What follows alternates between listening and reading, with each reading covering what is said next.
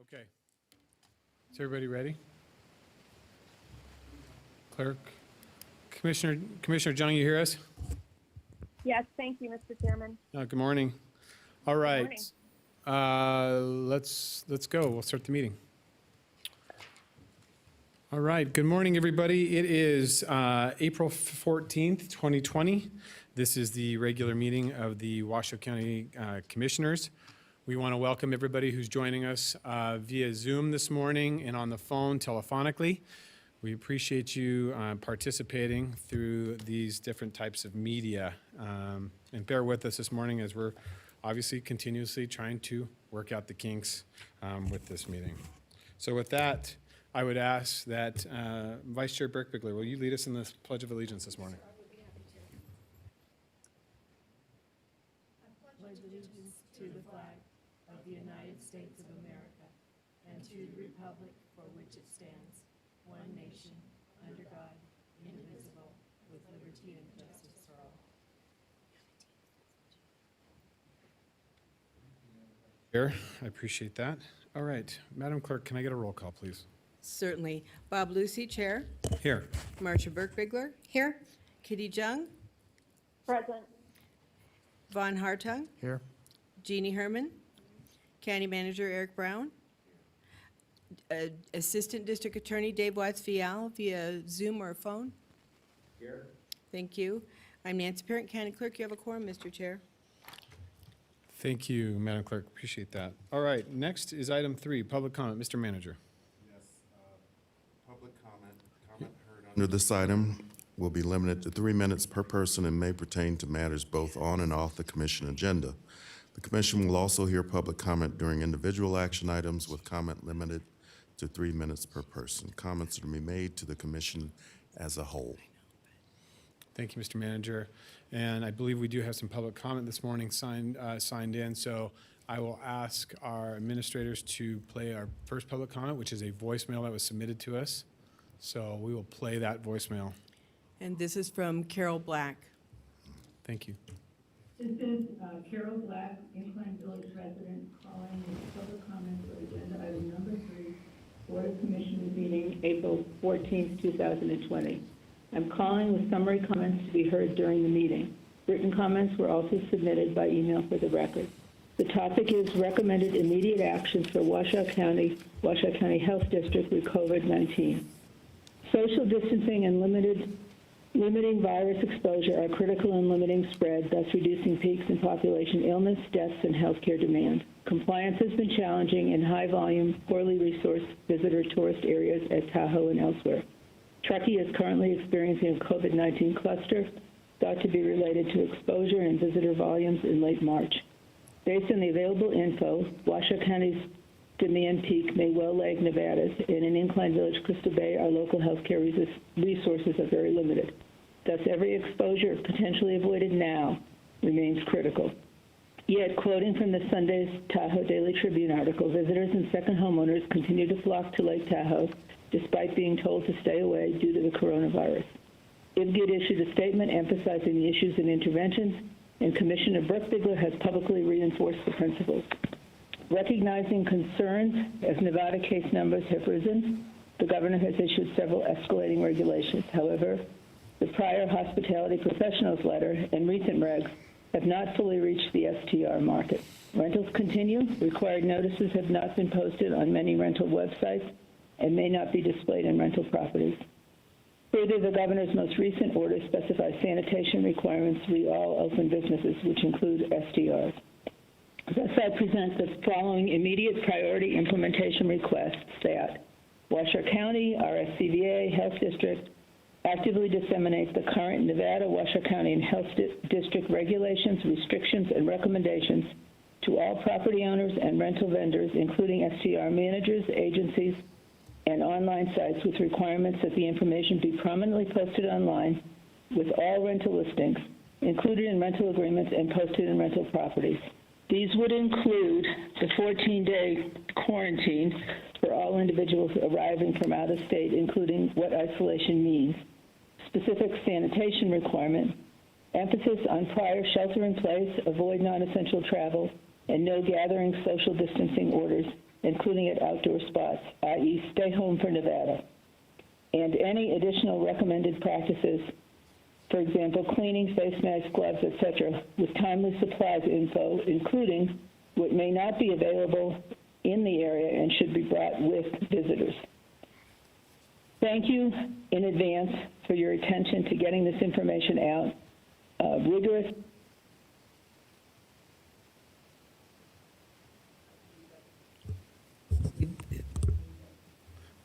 Thank you, Madam Clerk. I think that concludes Ms. Black's comments via voicemail. And as she mentioned, she did provide written comments, which we will place on the record. Thank you, Madam Clerk. We appreciate that. All right. Do we have anybody in the Zoom meeting that is wishing to offer public comment at this time? I'm looking to staff. No, we're seeing nobody in public comment at this time. So being that, we'll bring it back to the board for enclosed public comment. Mr. Manager, we are on to Commission and Manager's announcements. Do you have anything for us this morning? I have a couple of items, Mr. Chair. The first is to point out that we will be hosting our second Joint Information Center virtual town hall meeting this Friday at 1 o'clock. We had the first one. Did I say the first? This will be the second one. The first, I'm spacing it today. The first one was held last Friday. It was very successful. Our very own chair, as well as the mayors of Reno and Sparks, were on it, along with subject matter experts. This Friday, we plan to focus on the business community and the impact that COVID-19 is having on the business community and what can be done to address their needs. Again, Friday at 1 o'clock. Our last one generated more than 10,000 views, which is amazing for this type of event for us. And a big thank you to the communications staff and Social TV for helping to make that happen. Secondly, I just want to point out that in the block vote, item number 11 has to do with the mitigation efforts taking place in Lemon Valley. I spoke to Commissioner Herman about this yesterday. Staff does plan to address this item the needs more directly with an update next month. So I didn't want to let this opportunity go by without acknowledging we do owe you a presentation to update you on what actions are being taken. Those are my two items, Mr. Chair. Thank you, Mr. Manager. I appreciate that. All right, I have Commissioner Hartung signed in. Thank you, Mr. Chair. Forgive the mask. So I've got several things to ask of staff, and I've already had some basic conversations, but I wanted to formalize it. So my first question is would it be possible for us to suspend the fees for all home-based business licenses for 1 year? They don't generate that much revenue for Washoe County where it's really going to hit us that hard, but it could be substantial for someone who may wants to open up a home-based business. And then, and I don't know, Mr. Manager, maybe you know the answer to this, but can we ask Waste Management to not stop picking up trash or discontinue service for non-payment? Some people may not have the ability to make their waste management bills whole right now or make them at all, and I don't want them to lose their service. And it's not waiving the fees, it's just a deferral of those fees. Mm-hmm. And then I don't know whether we can create something like this, an ambassador of some sort, but filling out unemployment requests, filling out those forms is daunting, and especially for some people if they may not be terribly tech savvy. And so is it possible to create an ambassador and an ombudsman or something of that nature to give people some assistance with filling out those forms? It's even when you're knowledgeable about the system, it can be daunting. And then my final comment and then request is, Mr. Manager, thank you for working backwards on the peer support network for the region I was on a call this weekend that had police, fire, dispatch, paramedics, hospital workers, many of the frontline workers for peer support. It's a form of PTSD right now for many people. It's just, there's a lot of fear there. So I want to thank the manager for working backwards with that, and I think it'll ultimately morph into something that's much larger and much greater. That's all I have, Mr. Chairman. Thank you. Thank you, Commissioner Hartung. Madam Vice Chair. Thank you, Mr. Chair, and please forgive the dark glasses. I left my regular glasses at home today, so this is the only way I can see. I want a couple of things. Number one, I want to know if we are capable of getting with our host compliance contractor and getting out the press release that was done by both our health officer as well as IVGID, and making sure that they give us the addresses or they send them out themselves. I don't know how they do that, but if we can get that information out to all host compliance. I will say that I have talked to the large majority of the property managers who manage STRs and Incline Village, and they have all agreed to hold off on renting any properties through the end of April, since that is the date that the governor has set. I suspect they will agree to go through the rest of that. That doesn't address the issues, though, related to the online companies that are still renting. And frankly, people are coming even for day trips. It's just amazing to me that they don't grasp the shelter-in-place concept, and so there are people all over up there. The statistics on at the Tahoe Forest Health System, which is Truckee, they have had 49 cases, 1 death, and they currently have 19 in hospital with the disease, so the virus. So it is clear that these small mountain towns are in danger. I would say that it's also clear that all the other little towns that are sitting out, like Gerlach and some of the other areas where people are doing whatever they can to get away from the virus in California. So I do think that we need to see what we can do with host compliance. We are getting a lot of positive feedback from the people who are renting up in the Incline Crystal Bay area, but still, we have a lot of California people over there. And the other question I have is it possible to close the trails just through the Collin Ranch area? I'm getting a number of calls from people who are concerned. As you probably know, if you've hiked in that area, the trails go in and out of the houses in a lot of different places. And so they have people who are large crowds, 10 and 20 people in a crowd, coming through, not masked, coming through and hiking on the trails right around their houses. And so if it's possible, I hate to lock people in their house permanently and say you can't go hike anywhere, but if they just go hike on Peavine, they're at least away from the houses and the people. If we could look at the possibility of closing those trails in Collin Ranch, that would be really beneficial. I also want to thank everybody for the great job that they're doing. Take this opportunity to thank all of our first responders. They're doing a super job. And certainly thank you, Mr. Manager, because I know you have really had your hands full, and I appreciate what a great job you're doing. And that's all I have, Mr. Chair. Thank you, Madam Vice Chair. Commissioner Herman. Yes, sir.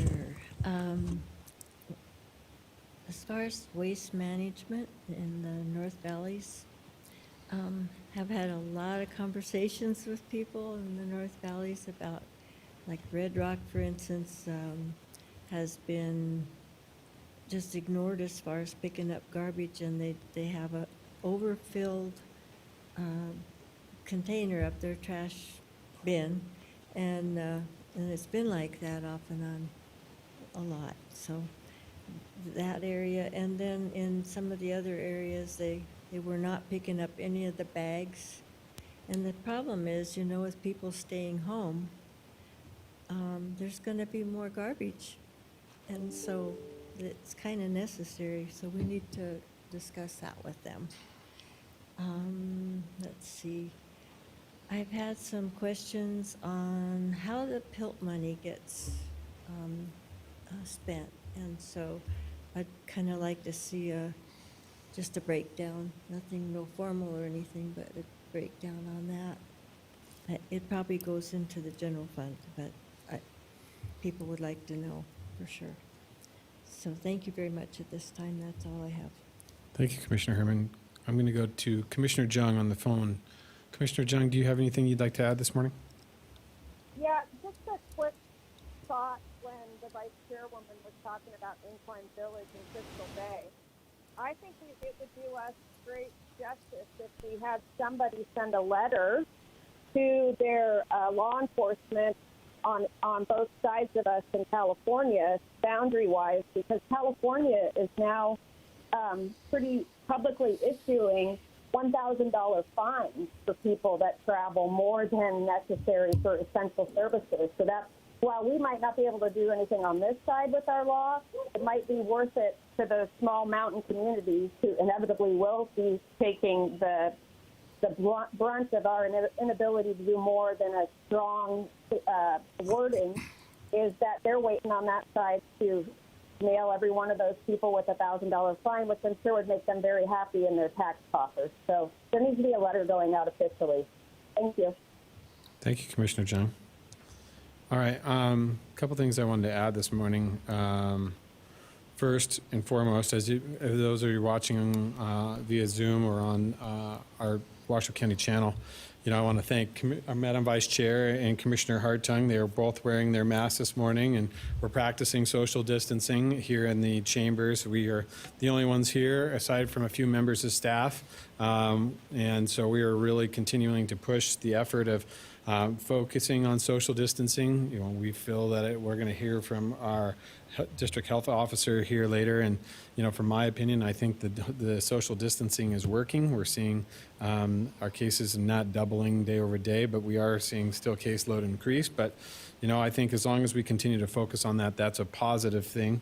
I did wear my mask, bring my mask today. Unfortunately, I am not wearing it, but I think it's difficult for me to speak through this thing and work at the same time.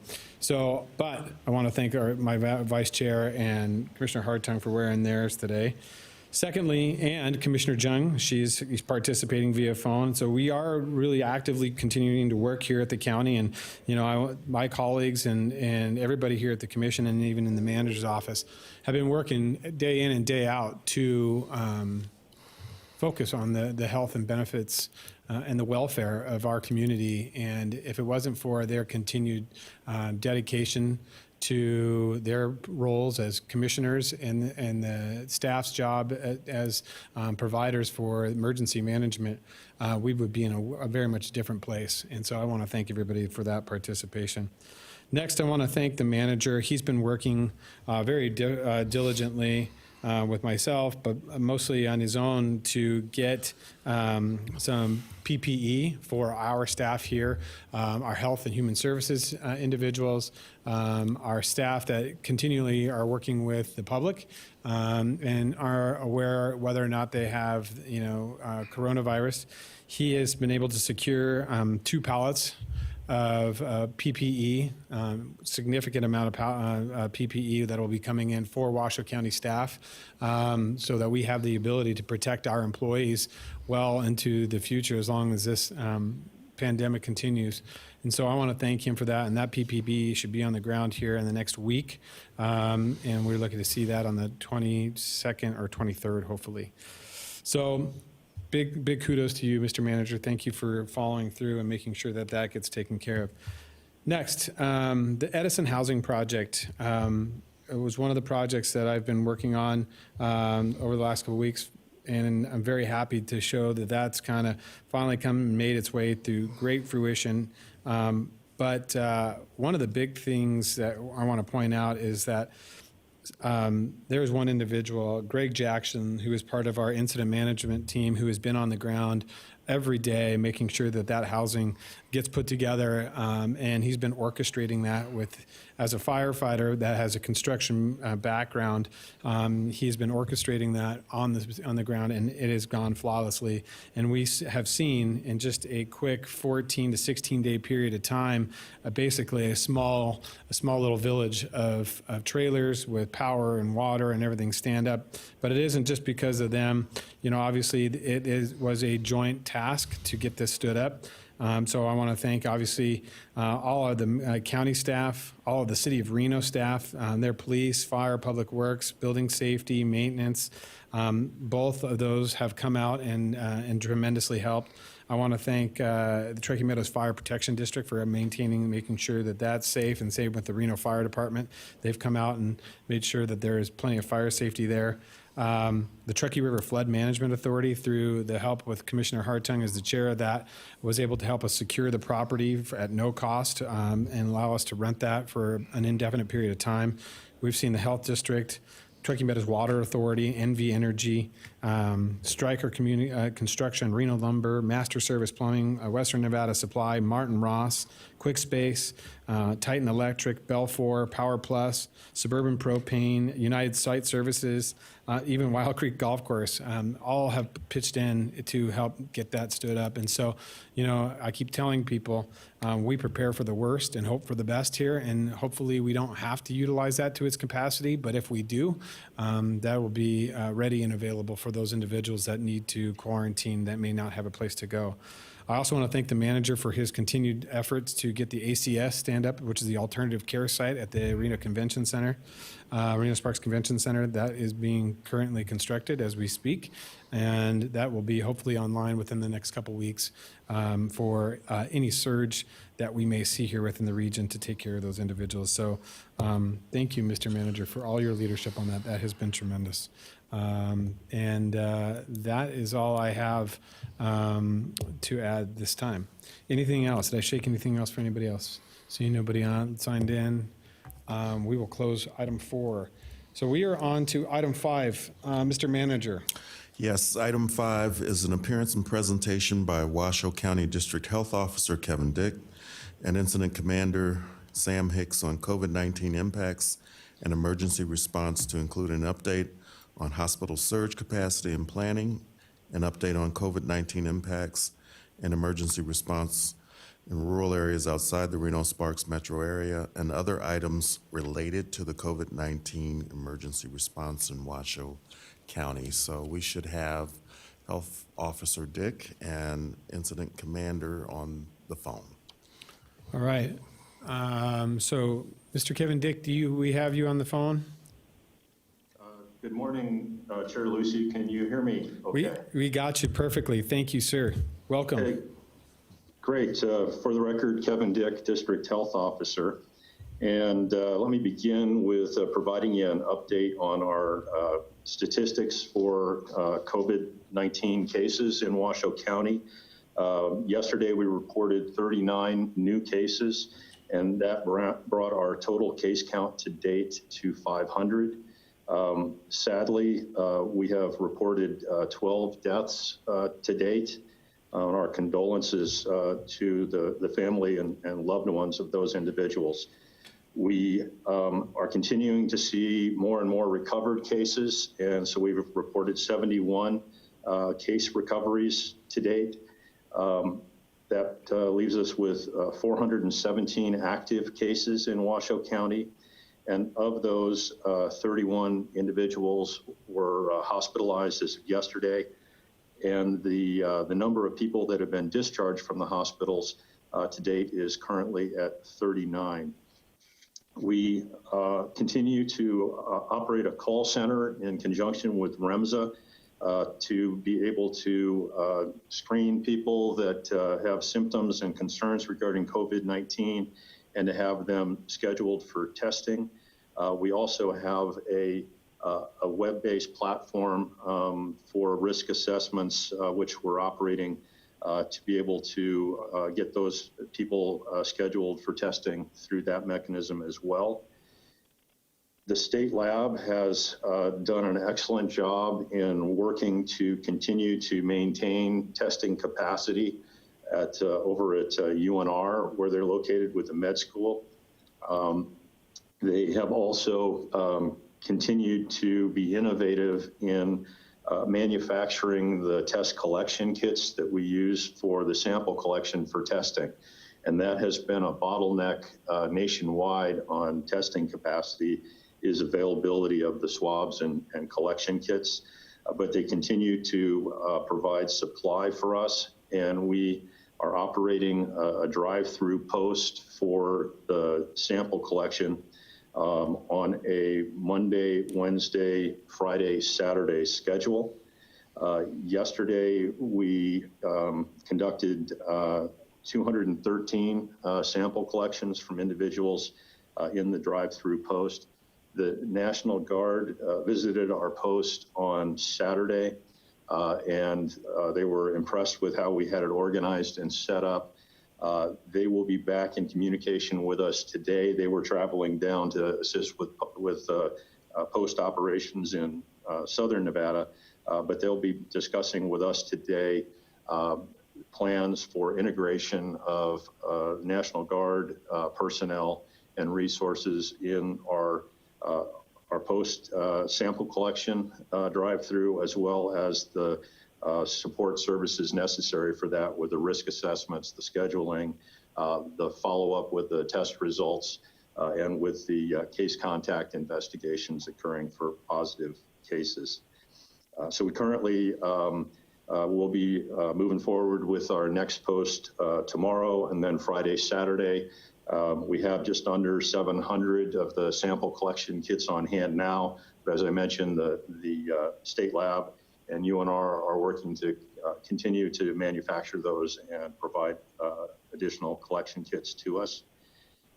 The hospitals, as far as their capacity goes, it's still very good.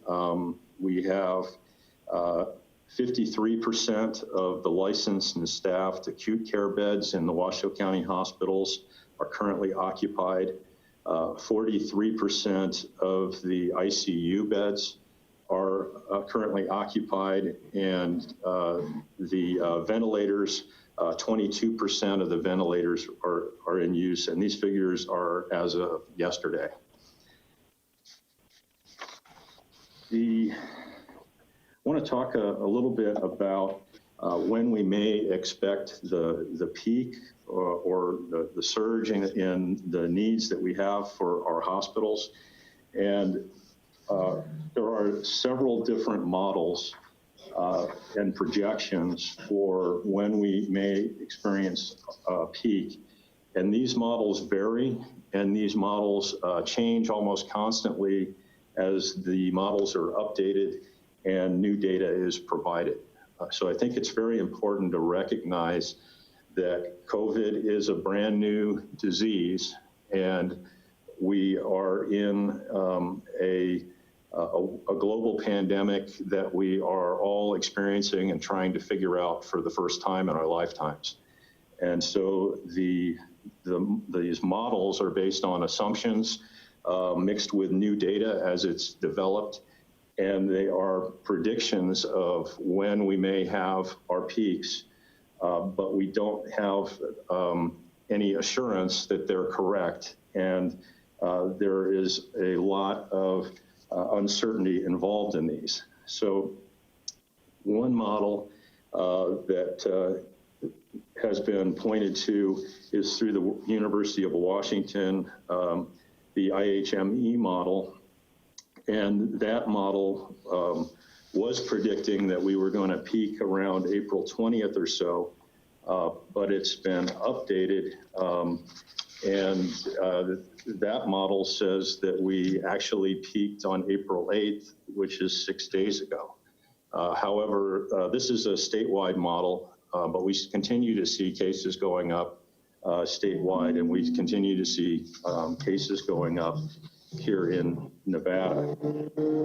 We also have a model that is the COVID Act Now model, and it has projections that are further out for when Nevada will hit their peak and where Washoe County will. So that model, and it changes from day to day based on where they project peak, but they project that and this model is different in that it actually has projections for Washoe County and not just state level projections. So the Washoe County projection for peak is May 25th. Or I'm sorry, that's for the projection for when we would hit hospital overload is for May 25th, and actually peaking on hospitalizations around June 7th.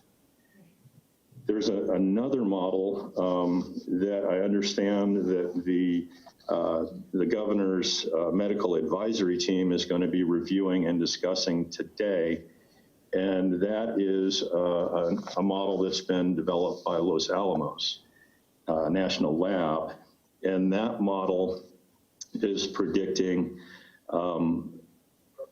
the highest chance for when our peak occurs at roughly the same probability for 4 weeks that run between April 20th, the week of April 20th, through the week of May, sorry, I've got it in small print here, through the week of May 11th. And so that's quite a range, but they're predicting the peak occurring somewhere within that time frame. So we do have these models that will exceed our bed capacity. I think the good news is that the number of bed capacity that we're lacking has been reduced in some of these models as additional data has been incorporated in them. And I think we're also seeing some impacts of the sacrifices that our community is making in order to be able to achieve social distancing to reduce the spread of disease. So we're working to prepare for what we believe is the peak still ahead of us in several different manners. One is working with the hospitals on surge capacity for being able to provide care within their facilities. And we think that this is the best way to deliver hospital level of care versus trying to establish an alternative site that provides that higher level of care, acute care that can occur in the hospital. So our hospitals are all preparing to increase their surge capacity by 135% to over 150% of their licensed bed capacity. Renown has, I think, the most ambitious plans, and as you've seen in the news, is working to build out their parking garage structure to provide additional acute care bed capacity within their hospital structure. And then we're also working on the establishment of an alternative care site at the Reno Sparks Convention Center. And that site is intended to be a non-acute care medical shelter type of a facility for being able to step down COVID-19 patients as they recover in the hospitals, to be able to free up bed capacity in the hospitals for other patients that have higher medical care needs. So that's one way that we're preparing it for the surge capacity. Another preparation for surge capacity is that the governor has activated the crisis standards of care, and that provides for an ethical decision-making structure that can be used by our healthcare providers in the event that we exceed our capacity to provide medical care to everybody that needs that care. So these are those terrible decisions that might be necessary if we do exceed capacity for how to provide those limited resources where they can be of the most benefit to our population. We certainly hope that we never have to activate that approach, but it's necessary to be prepared for it given uncertainties of where we may end up. And then the third and very important strategy approach with this is the social distancing and continuing to have people stay home for Nevada, to only go out for essential needs, for people that are in essential businesses to be covering their faces to prevent anyone spreading disease that they may have to somebody else, and to protect everybody from other people spreading disease to them. And so that's what we have continued to message and engage our community in. And I think, fortunately, we're beginning to see some benefits from that. We're also working to provide some other needs that we have in the community for housing, working with the homeless shelter as far as moving that from the Record Street facility to the event center to allow for the population that shelters there to be further spread out and socially distanced, and making arrangements so that if people with influenza-like illness do show up at the shelter, now there's an opportunity to be able to isolate them at the some of the Record Street facilities for people that are confirmed or suspected COVID patients, to be able to have them be housed at WellCare, where they can be isolated and get case management and health services through a 24-hour on-call nurse there, as well as some of the fantastic work that is occurring as well over at the Edison housing complex that was discussed, and I believe that Commander Hicks will talk about in a few minutes. So I guess in regards to some of the comments that were made regarding Incline Village, we did provide a directive last week for all of the short-term rental property owners to inform any out-of-state guests of the requirement that they be quarantined for 14 days if they arrive at those properties, and that means they can only go out in case of an emergency, and that after that period, they're subject to the governor's stay-at-home directive and are only allowed to be out for essential needs, and must comply with the other requirements of wearing a mask and those types of things when they're in closer proximity to other, if they're going to essential businesses. I want to commend all of the health district staff.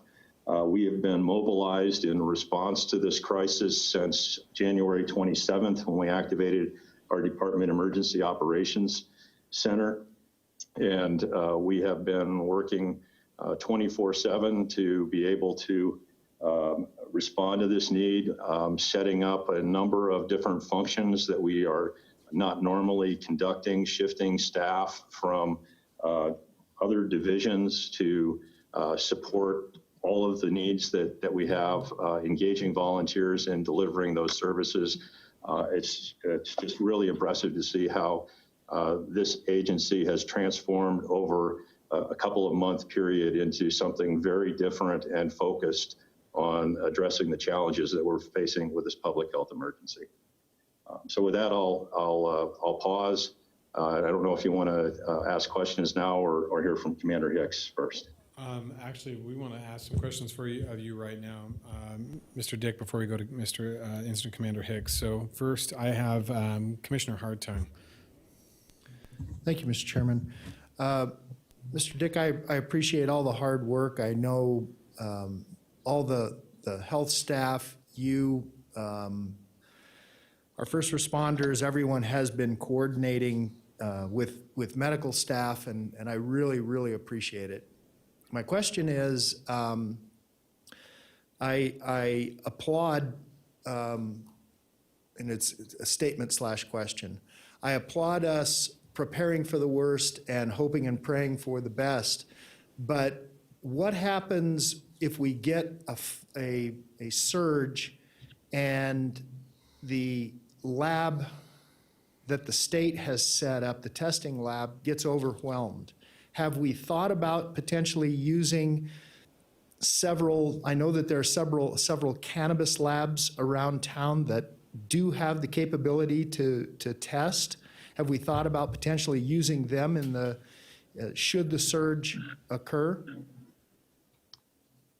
Thank you for that question, Commissioner Hartung. This is Kevin Dick. We actually are working with a Southern California lab to enhance our testing capability. And we have made arrangements for 5,000 test collection kits and tests to be conducted at that lab. So we just received our first few collection kits yesterday, and we're working out issues with that lab on how we will do the paperwork to meet their needs and to meet our needs to be able to move people efficiently through that our post-testing facility. And then they also need to complete some work with the state of Nevada on being able to report their test results properly for the state. But we do have that will be coming online here as well. And my understanding is that the governor's task force is working to identify additional testing capability for the state. And the individual that is the lead for that effort is supposed to be in Reno tomorrow. And so I hope to be able to meet with him and provide our assessment and see where they're at with that effort. So we're currently we're constantly looking at what are opportunities that we have for testing. And I think it's important to recognize, as you mentioned correctly, if we have this surge going on, we're going to need additional testing capacity for that.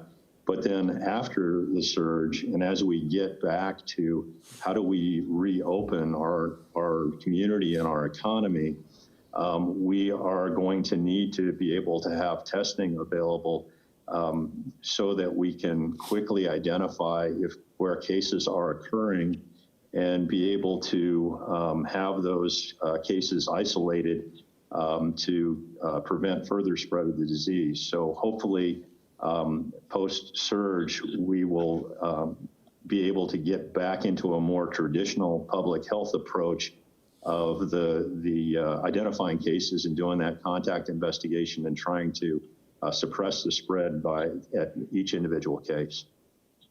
So, and I applaud the effort to use an outside lab.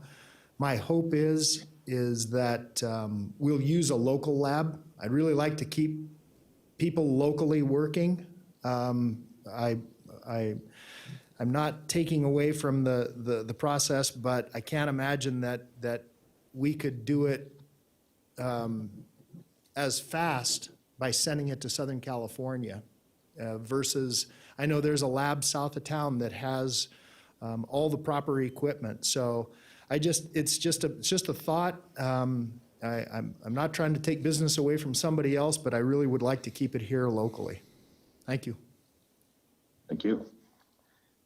Madam Vice Chair, I have you signed in next. Thank you, Mr. Chair.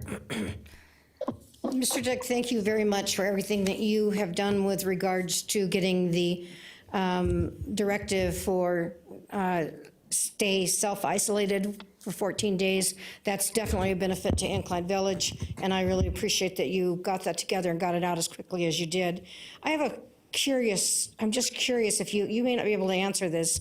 I was watching an online kind of like a press conference. I guess it was a press conference. It was out of DC, and it was regarding the virus nationwide. They were specifically talking about what's going on in New York and Michigan. And one of the comments that was made is that the virus wants to infect 50% of the people. And so the virus hasn't done that yet. It's only at about 10%. And so what do they mean by that? How does the virus know that it wants to impact 50% of the people? I guess I'm a little confused about that, because I think that sort of says that, thank goodness for social distancing and some of the other things we're doing, if the virus is really attacking and that strong. This is Kevin Dick. I didn't hear the comments that were made, but I don't know that they're really accurate. The virus doesn't have the intelligence to know what a percentage of the population is. It's just going to behave as it does. I think what they may have been talking about is that since there's no vaccine for this virus, we can't create herd immunity to it like we are able to with our other vaccine preventable diseases, where by providing that vaccination, we have enough people in the community that are immune to it that it really suppresses the spread of the disease.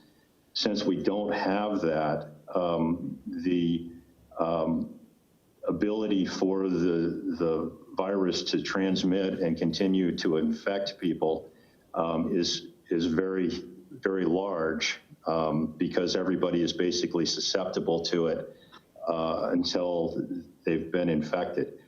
But as you get to a point where you've got 50% of the population infected, now you have a minority of the population instead of the majority that are subject to being infected if they have the immunity from having recovered from it.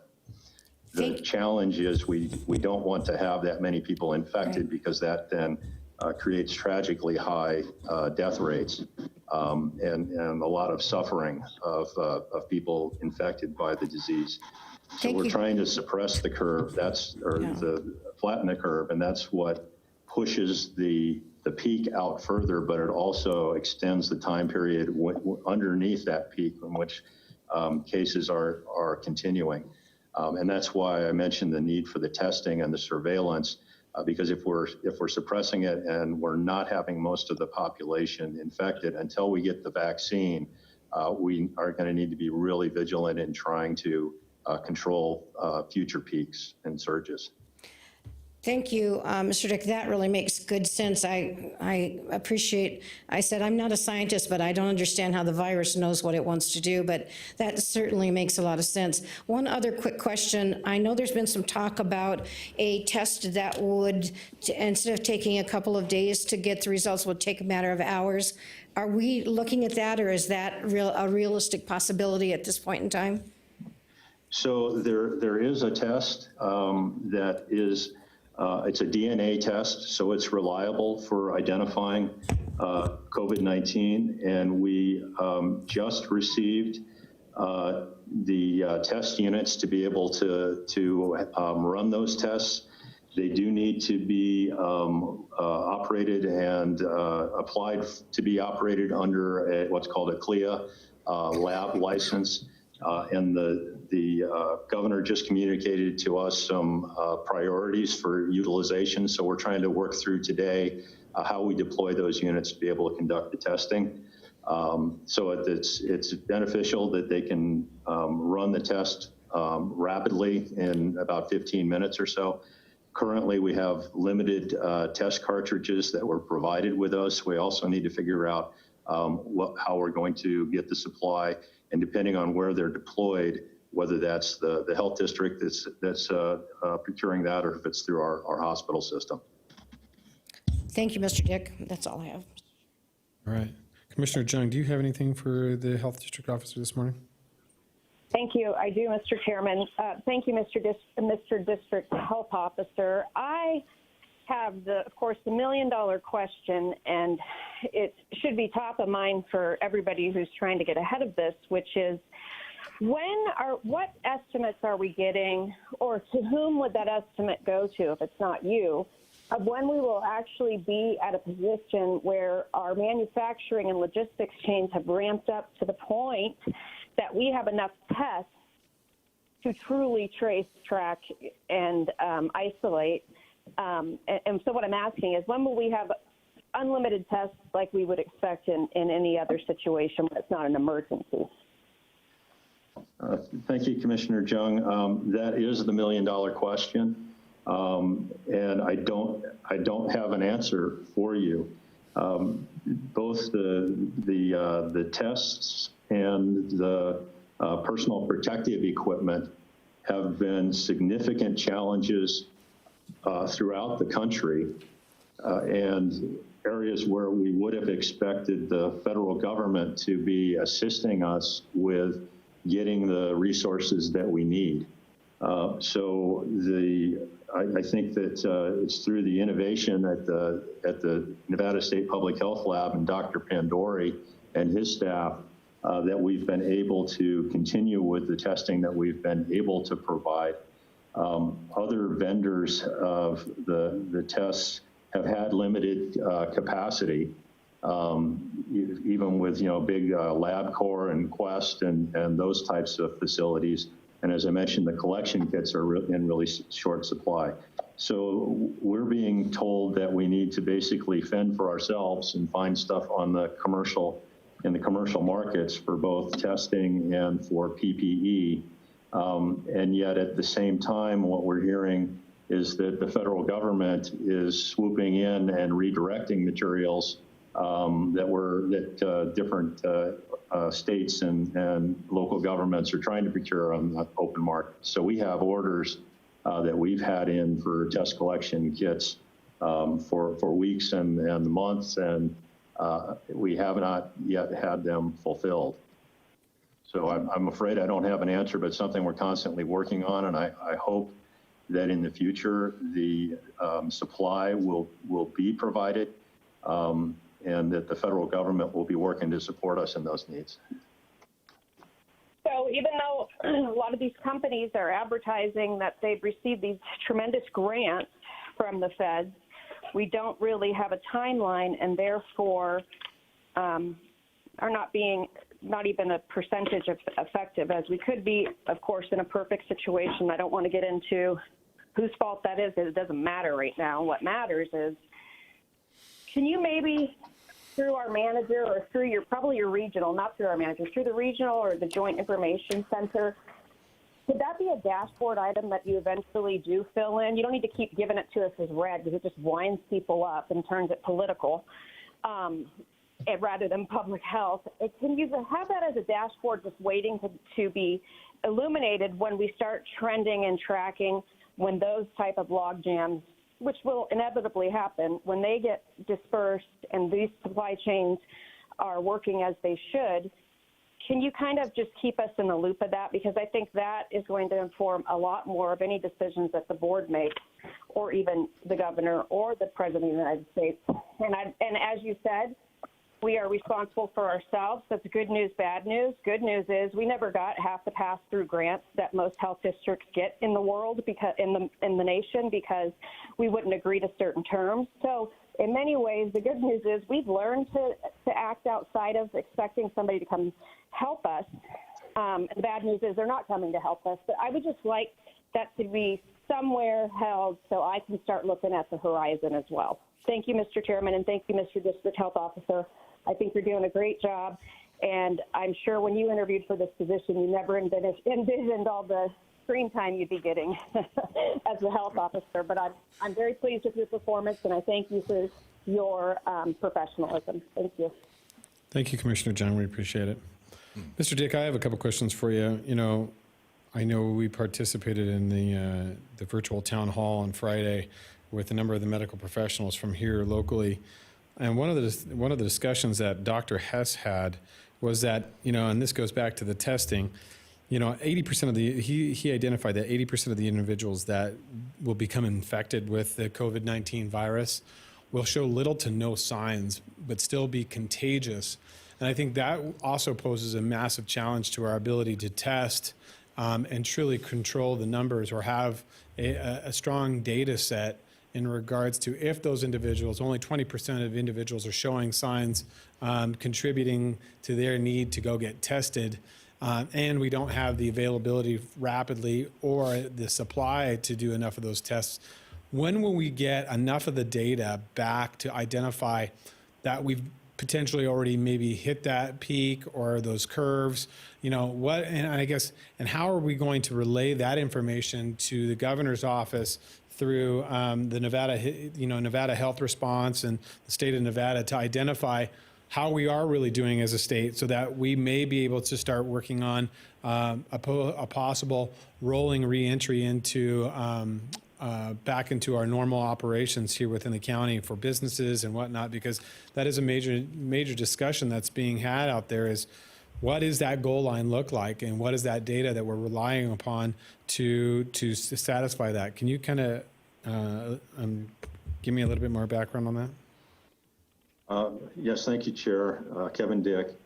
And I probably should have responded to this somewhat as well with Commissioner Burkbigler's question and the comment that maybe 10% of the population is positive.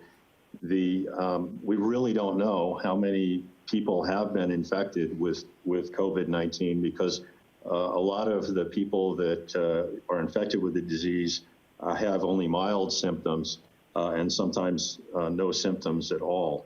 I think one of the indicators that we have are the positive rates of tests that are conducted.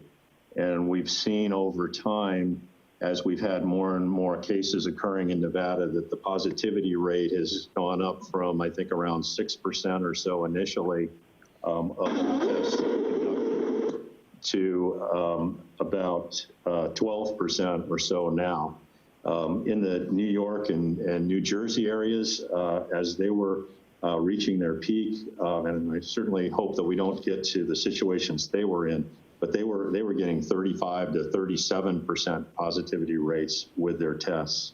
That said, we really don't know how many cases that we have. We know we're not getting those kinds of positivity rates, fortunately, with the tests that we're conducting. And I think we need not only the additional capacity of the types of tests that we're doing now, the PCR tests and the rapid Abbott ID Now test that can identify the COVID-19, but we also need the development of those antigen tests that you've probably heard about.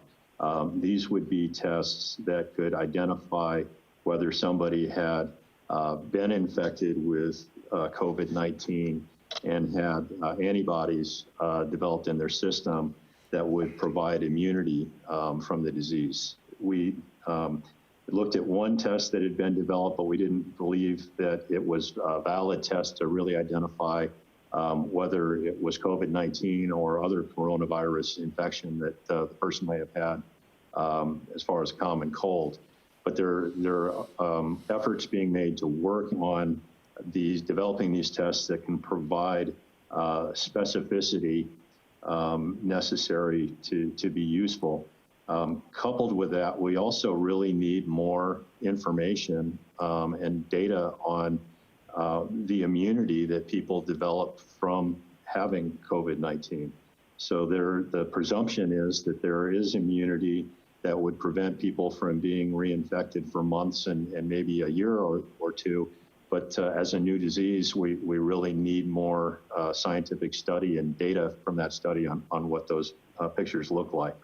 So I think when we do reopen, it's not going to be we set the date and everything goes back to the old normal. I think we're going to have a new normal for a while, where we're still working with people wearing masks and social distancing and those types of things, but trying to ease back into a transition that provides some protection, but also provides for our economy to get back on track. Great, thank you. I appreciate that. And do you have any idea of how long, or have you heard in your press conferences and your discussions with the federal partners and community partners, the timeline in regards to when those antibody tests or those antigen tests would be available, or what's the realism of those being available for Washoe County or our healthcare providers, so that they can at least test their healthcare providers? I don't have any information on when they may be available. As I said, they're still working to develop a test that's effective. And then from there, they would have to ramp up the production and distribution of them. Okay. So I'm afraid I don't have that info. Thank you. Well, I appreciate it. I think that you've provided us a lot of great information this morning, not only for us, but I think for a lot of the general public out there that are tuning in today, in regards to what the response is like and what the likelihood of our timeline is here in Washoe County. So we appreciate it. So with that, I'm going to open it up to Mr. Sam Hicks, who is our incident commander at our incident management team. So, Mr. Hicks, can you give us a brief, some brief background information on what the last couple of weeks have been like for you and what you guys are currently working on at the incident management team?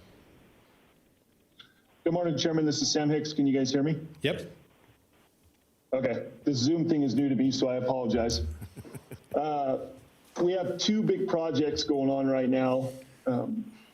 The Edison Housing Project, as well as the Alternative Care Site Project. And actually there's three, but the health district's handling the post-collection testing side. That's running really well. So well that the National Guard wants to just meld in with them and help them, not stand up their own post-testing. So, kudos to that operation. It's going really well. As far as the Edison Housing Branch, I want to say that this was a collaborative effort between the entire valley here in the Reno, Washoe Valley area region. It was a huge undertaking to what would seem like moving 60 trailers and just setting them up would be a simple task. However, there are all kinds of things that came into play that we didn't necessarily have a grasp on until we started this project. And every player, from the private sector to public entities, local government, stepped up to the plate and made this happen overnight. It literally went from a vacant lot to 7 days later having 60 trailers sitting there lined up, and people scurrying around there doing plumbing, water, electrical, decking, fence work to make this project happen. You mentioned Greg Jackson, as he's the branch director for that project. And I have to say that individual does not take no for an answer, or does he let any grass grow under his feet. He is constantly busy lining things up, and it has gone super smooth based on what we're doing. Kevin talked about, we are writing history here, and we have no playbook to go back to and look at to see how we're doing this. We're kind of doing it on our own, and we've done a good job to date. We're planning for the worst, if you will, based on the modeling. The modeling changes almost daily from the number of projections. But we want to have a resource available to the public that will hopefully meet the needs of the COVID-19 pandemic. Ultimately, the best case scenario would be that nobody gets sick and we don't have to use this stuff. But we have to plan for the worst case scenario, and that's what we've done with the Edison Housing Project. The Alternative Care Site, in 2017, the county had a review done by FEMA, I believe it was, and they identified 3 locations for alternative care sites. It was put into a plan in 2017. We drug that out and looked at it. Looking at what we're trying to build or implement, the convention center seemed the best option with the least amount of structural impact, if you will. We're looking at building out halls 4 and 5. We have an option for 1 based on the modeling. Once 4 and 5 are built out, we'll look at that modeling again to see if the numbers continue to decline. And we may table building out hall 1 if the numbers continue to decrease based on social distancing and what we're seeing. So we continually, every day, evaluate the data on what we're doing to make sure that we're prudent with what we're building. However, we do have to have something in place, and we're working in conjunction with the hospitals on a daily basis to make sure that that will meet their needs. As Kevin said, it's going to be non-acute COVID step-down center, if you will. We do have plans if the need arose to add some acute care beds in that facility. We do have that plan in place, planning ahead. But as of right now, it'll be non-acute COVID step-down facility. The staffing plan is in the works. So I think we're well on track. We should see total build out from the time the contract is signed with the Army Corps of Engineers who is building this for us. I think about 7 to 10 days full build out of that facility, which would put us right in line with the suspected or tentative surge date that we'll see here. At any rate, we continue to march on with that, working in conjunction. And I have to say that the Army Corps of Engineers in the state of Nevada, DEM, have been great partners working with us. They have the expertise in building these things. So it only made sense to engage them in helping us build this alternative care site. We hope to have it up and running, like I said, in about 7 to 10 days. They're continually down there every day working on stuff and getting things ready to go. Ultimately, the social distancing is going to tell the story. I think in 7 to 10 days, we'll see how the Easter holiday went. Hopefully people practice the social distancing so we don't see a big surge from around that time period. Other than that, those are our two big projects that we continue to work on at this time. Do you have any questions for me, Commissioner? Thank you, Mr. Hicks. We appreciate it. And so do I have any questions by any of the commissioners? Commissioner Jung, do you have anything? I do not. Thank you, Mr. Incident Commander Hicks. And, I think that is one of the most important things that you said, which is we've never done this before. So let's have as much grace as we go through this and understanding that there is no roadmap. And even in all of our thought experiments when I was on the Board of Health, we saw it with the H1N1 and definitely with the mass vaccinations we were able to provide. But I think you're doing a great job with your team and with management and the other partners in really trying to help us steady in our boat in going into unknown waters. So thank you very, very much. Thank you, Mr. Chair. Thank you, Commissioner Jung. And Mr. Hicks, I want to echo Commissioner Jung's comments. I think the work that you guys are doing up there, all of your team, you have 15 members up there, and I think we've spoken about a couple of them, but all 15 members, from those that are working on logistics to building out the alternative care to doing emergency management and whatnot, are tremendous and working around the clock. And I want to thank you guys for all your effort. You guys have done a tremendous amount of work up there, and I don't think people realize the commitment and time that it takes to run that. And so it's been important that you guys have been up there and helping with the supply chain. So I appreciate it. Commissioner Hartung. Thank you, Mr. Chairman. I don't have a question for staff. I have maybe just a comment towards the manager. And I know we're buried right now. There's a plethora of things to do, but it might be good for the Edison site and the alternate care site to make just a small web page that people can see a few photographs, see the decking, see kind of some of the transition that's occurred out there, and try and explain what it's actually for and its temporary nature. I've seen people say on social media that it's a permanent site, and it's not. Those trailers are not ours. They will not stay there forever. So it would be good if we just gave an explanation as to why it's out there, who it's trying to accommodate, and also the alternate care site as well. Just maybe some photographs so people can see that, so that they're getting information from us and not either social media or the news organizations. And you've done a phenomenal job, Mr. Chairman, about putting that site together, the Edison site. It was a Herculean task, and you did a great job. Thank you.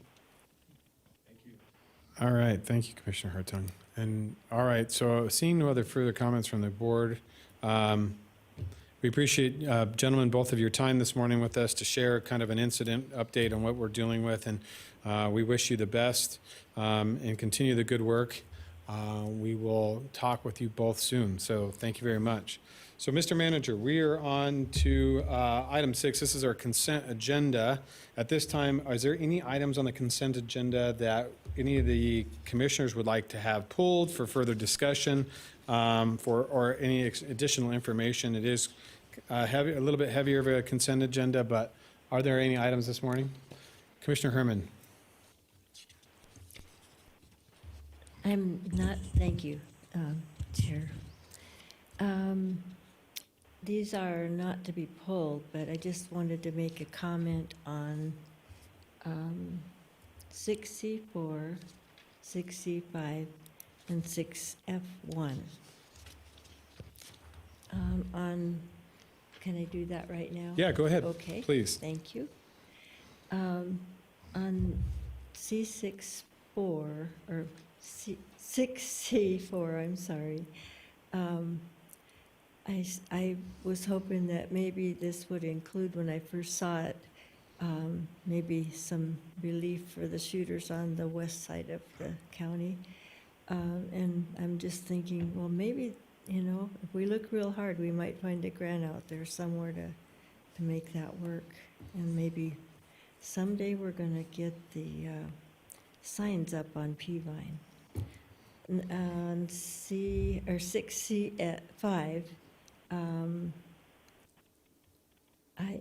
when I see all the things that are happening in other parts of the county, and I'm thinking about, you know, the subject matter was the clarity in Tahoe on the lake, and so I'm happy to hear that we're going to have in May.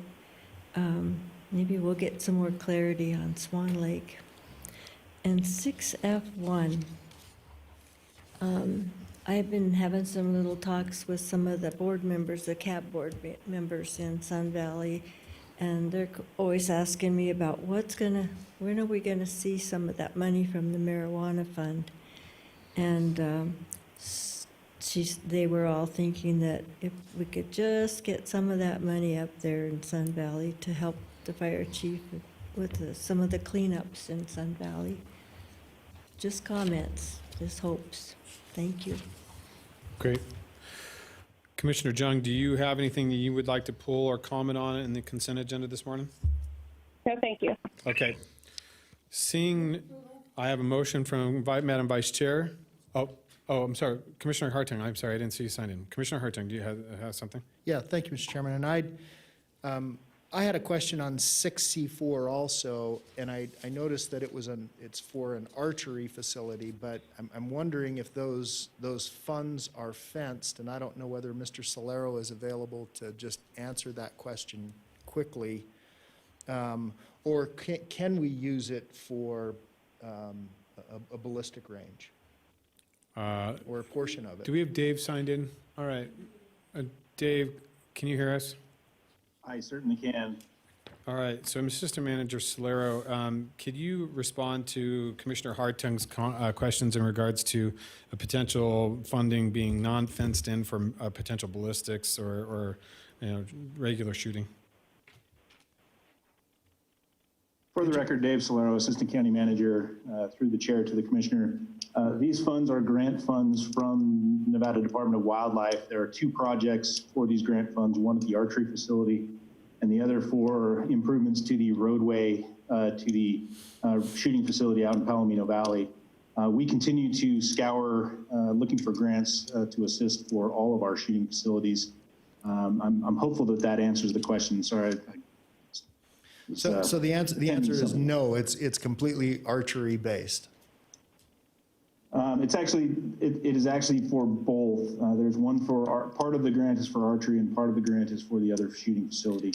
Yeah, but the other shooting facility, it was just for infrastructure. It's not to to expand the facility or to try to create an additional facility. Because I think, to Commissioner Herman's point, what's happening, and we see this all over Spanish Springs, people don't want to drive all the way out to the facility in Palomino Valley or the Winnemucca Ranch facility, and they'll just sort of pull off the road and shoot at anything and everything. And then it also, again, to her point, we see this in Spanish Springs where people will illegally dump, and then the shooters take advantage of that as targets. I can show you pictures of flat screens and appliances and all kinds of things that have been used as targets. And so I think the potential solution is trying to create additional facilities where people can go and can shoot legally.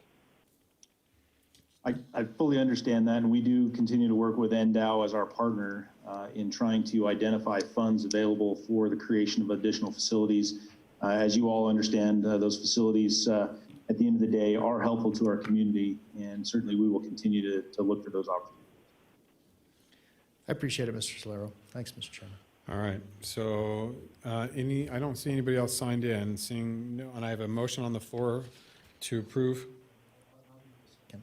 And I have a second from Commissioner Hartung. So with no further comment or discussion, all those in favor signify by saying aye. Aye. All those opposed, motion Mr. carries. Chair, you're going to want to take public comment. Thank you, Mr. Wattsfield. Yes, seeing that I don't have any public comment signed in, I'm looking to staff. Is there any public comments? Nope. Seeing there are no public comments, so I want to make sure, and I know that's difficult. I'm sorry, I'm looking at facial cues, and I know that doesn't make any difference for any of those out in the thing. So we have no public comment signed in on the consent agenda today, so we will close public comment and move on to our next item. So we are looking for a block vote. Madam Vice Chair. Thank you, Mr. Chair. I have a block vote. I would propose we put in a block vote item number 7, 8, 9, 10, 11, 13, and 14. Second. Wait. Oh, sorry, 15, 16, and 18. Great. Okay, second or? Okay, so I have a motion and a second for items 7, 8, 9, 10, 11, 13, 14, 15, 16, and 18 this morning. Mr. Manager, will you read those into the record, please? Certainly.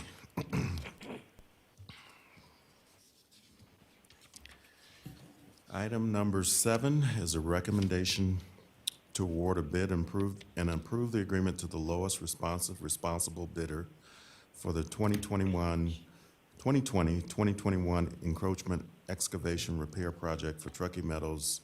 Staff recommends Sierra Nevada Construction in the amount of $288,200, Community Services.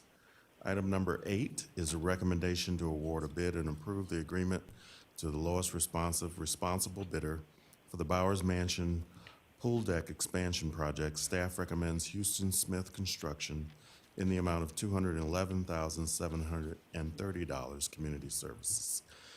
Item number 9, recommendation to accept and approve Nevada Division of State Lands Fund to protect Lake Tahoe Amendment Number 1 to the project funding agreement for the Lower Wood Creek Phase 1 Water Quality Improvement Project, FTPLT 18-003, effective from the date of execution and extending the termination date from March 31st, 2021 to March 31st, 2022.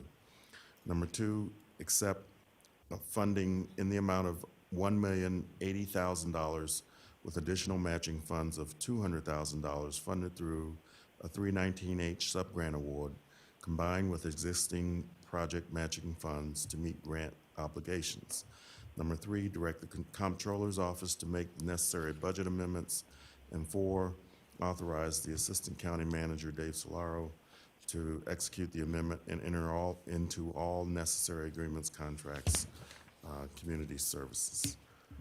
Item number 10 is a recommendation to authorize disbursement of funds in the amount of $31,615 to Nevada Tahoe Conservation District to be used as a match for 319H funds for Lake Tahoe total maximum daily land implementation in accordance with obligations and commitments contained in an interlocal agreement with the Nevada Division of Environmental Protection, utilizing Washoe County's Tahoe Regional Planning Agency mitigation funds in support of the work. The funds will be used for continued implementation of the Lake Clarity Crediting Program and towards the pollutant load reduction milestones required to meet the Tmdls approved by the United States Environmental Protection Agency.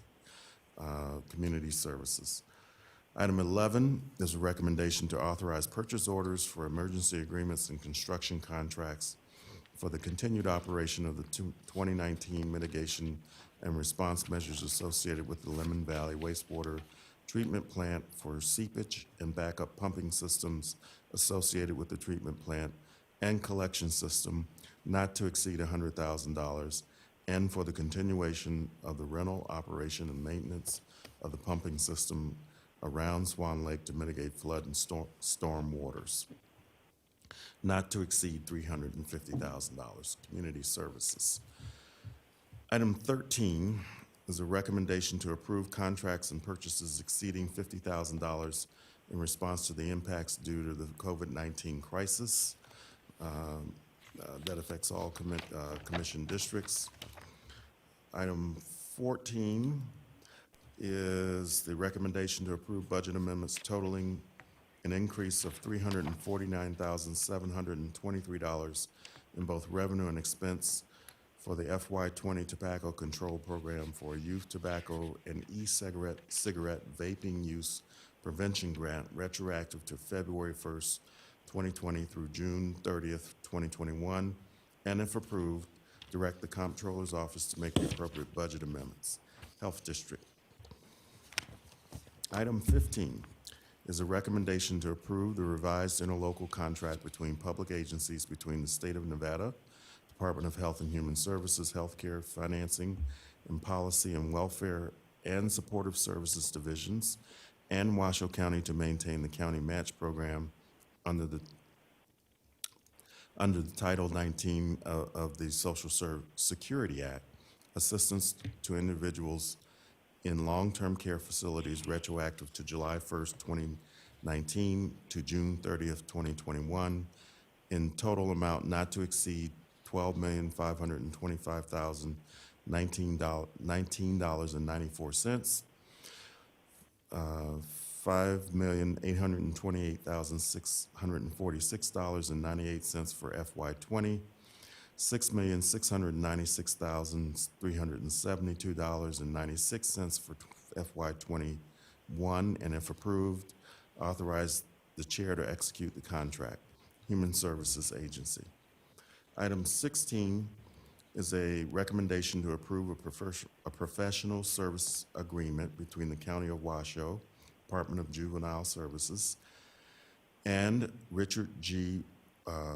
Wire, PhD, consultant, to provide psychological evaluations for juvenile court and juvenile probation. The agreement shall be effective upon board approval through June 30th, 2020, and shall not exceed $150,000 per fiscal year. Juvenile Services.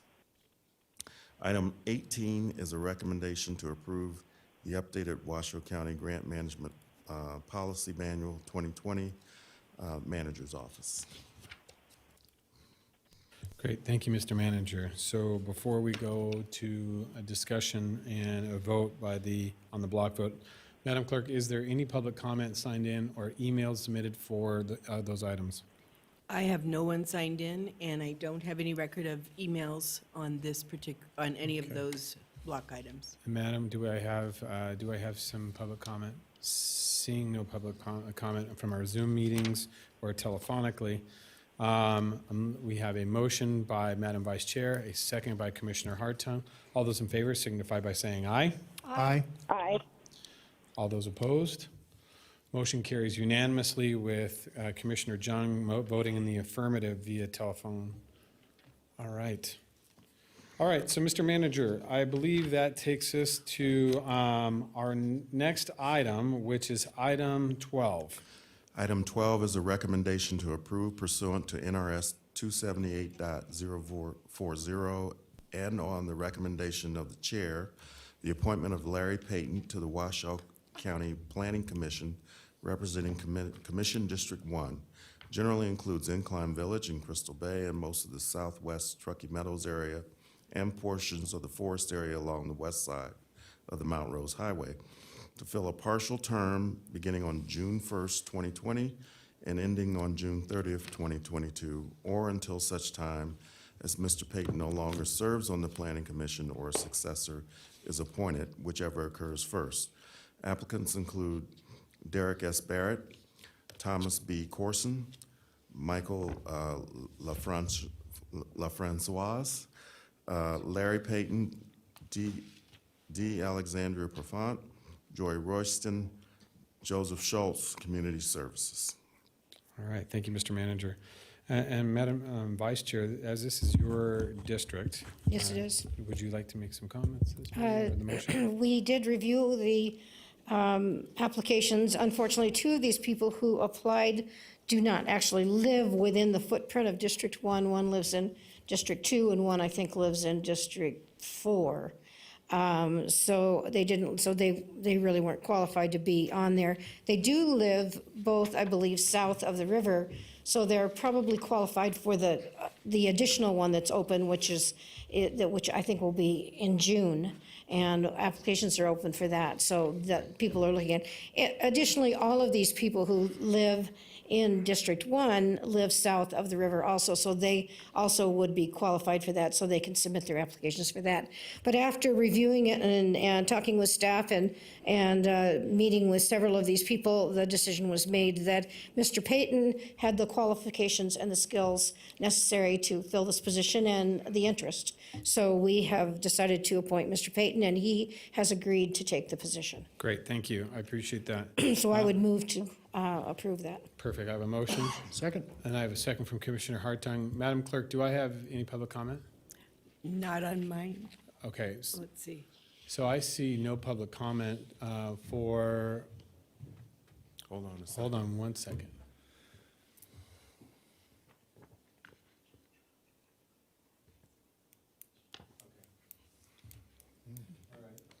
So we just are experiencing a little bit of technical difficulty. We may hear a ringtone here shortly, but we will get that. Commissioner Jung has, we lost her off the meeting, but we will try to get her back as soon as possible. But we can move forward at this time with just the four commissioners here in the chambers. We do have a motion. I see no public comment. And so with that, it's ringing. Hold on, we'll just wait one second, one brief. Hi, this is Kitty. Commissioner John, we got you back. You got us? Yeah, sorry. Okay, great. All right, so we do have a motion on the floor to approve Mr. Larry Payton to the Commission 1 District Planning Commission seat. I have a motion and a second. No public comment at this time. All those in favor signify by saying aye. Aye. Aye. All those opposed, motion carries unanimously with Commissioner Jung voting telephonically in the affirmative.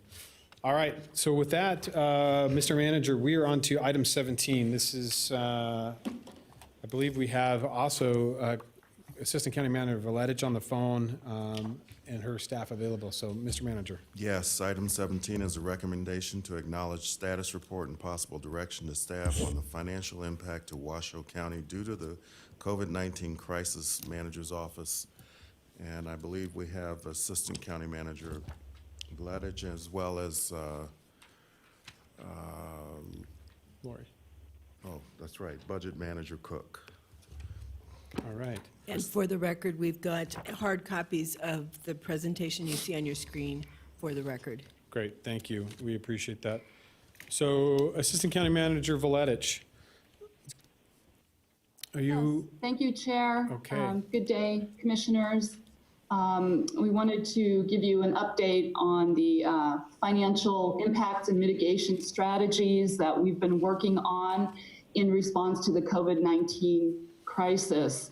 And I believe the title slide is up on your screen right now. We've had so much talk. We have a new phrase worldwide, flattening the curve when it comes to spreading the virus and the pandemic. We're titling our presentation today with acting to flatten the curve in mind as well, but we're talking about the financial impact curve here. And if we could go to slide 2, please.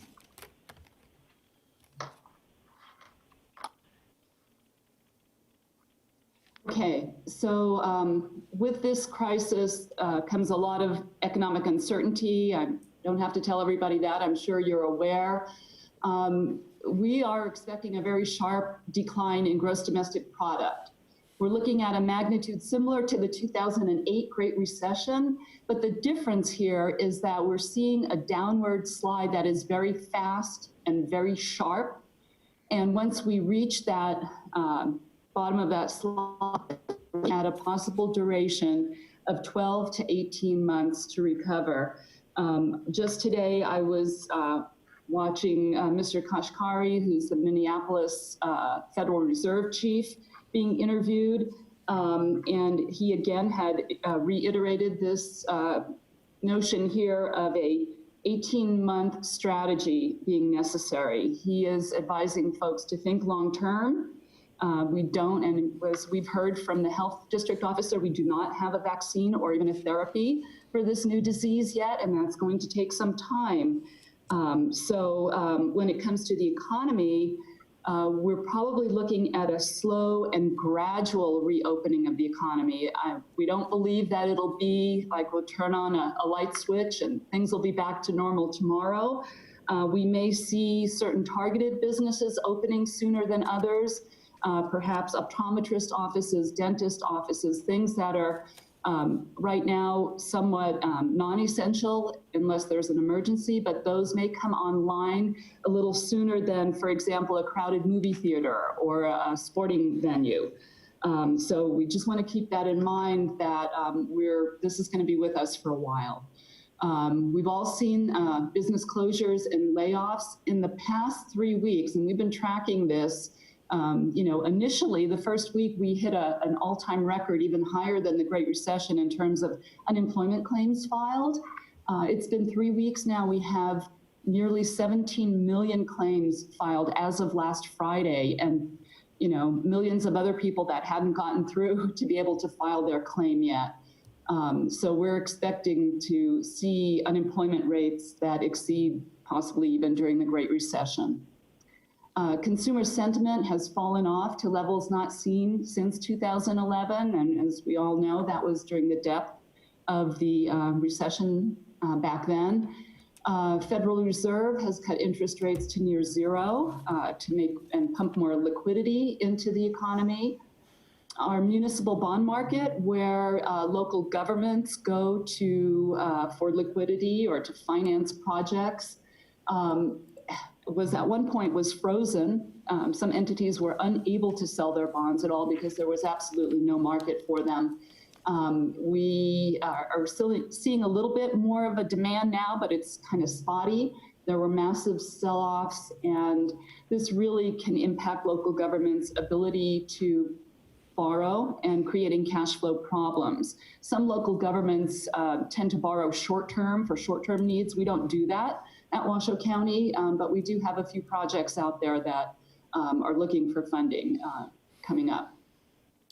We're seeing a decline in revenues, and Lori Cook, our budget manager, is going to get into more detail on that.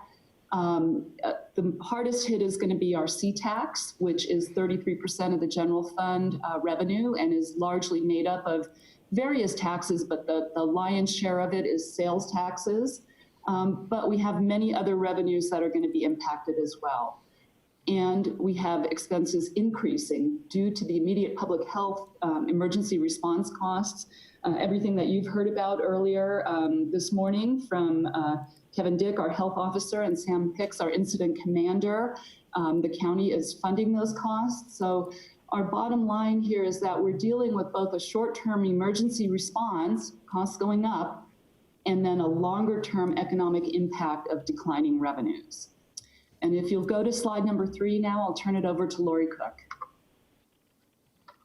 Okay, good afternoon. This is Lori Cook, Budget Manager for the record. So obviously we've, talked a little bit or discussed a little bit about falling revenues. The highlighted items on the top of this list are the ones that, and again, I'd like to preface this with the same information that the health officer provided, is that things are changing daily financially, in response to things that are changing daily at the response or the COVID level nationally.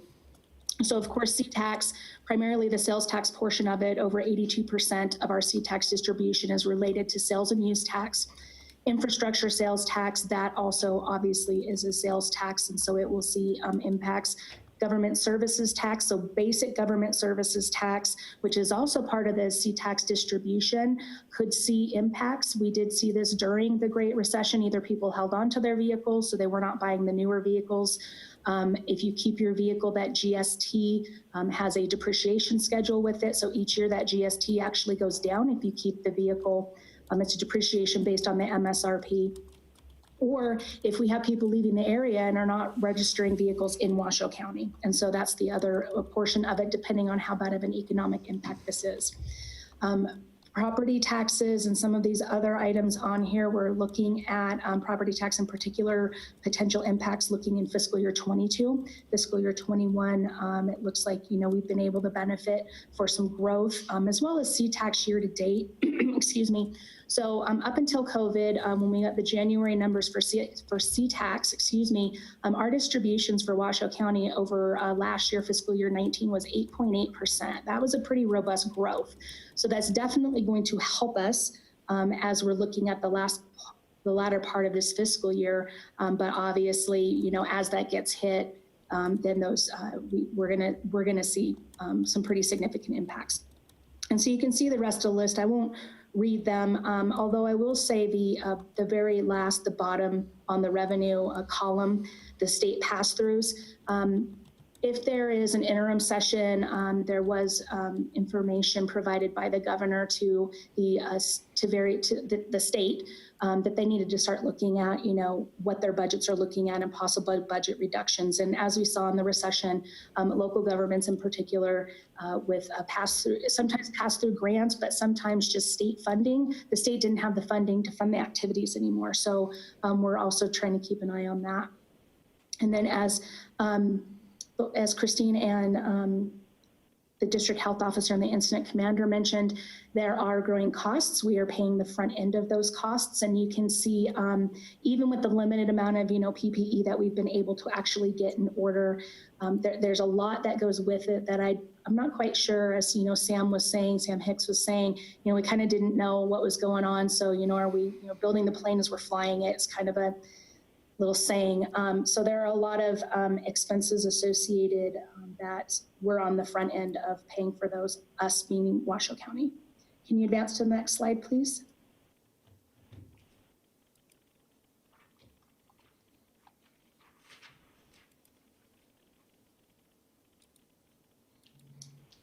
Can you guys see slide 4?